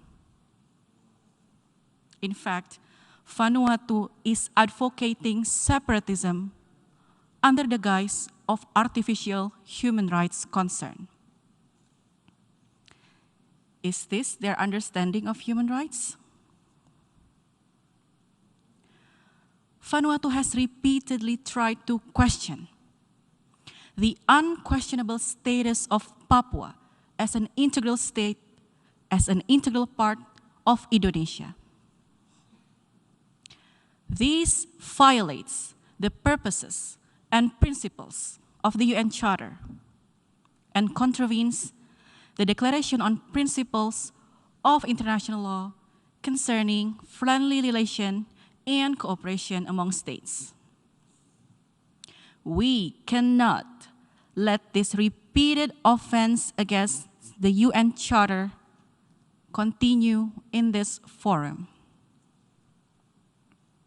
Madam President, Indonesia is a pluralistic country with vibrant democracy and respect for rule of law, good governance, and social justice. And we live up to our commitment to promoting and protecting human rights. Democracy, rule of law, good governance, and social justice are all vital components in the quest for human rights. All our citizens are treated as equal, regardless of his or her sociocultural, religious, or economic background. Open your eyes. See the whole picture. See everything, or you will be lost. I thank you, Madam President.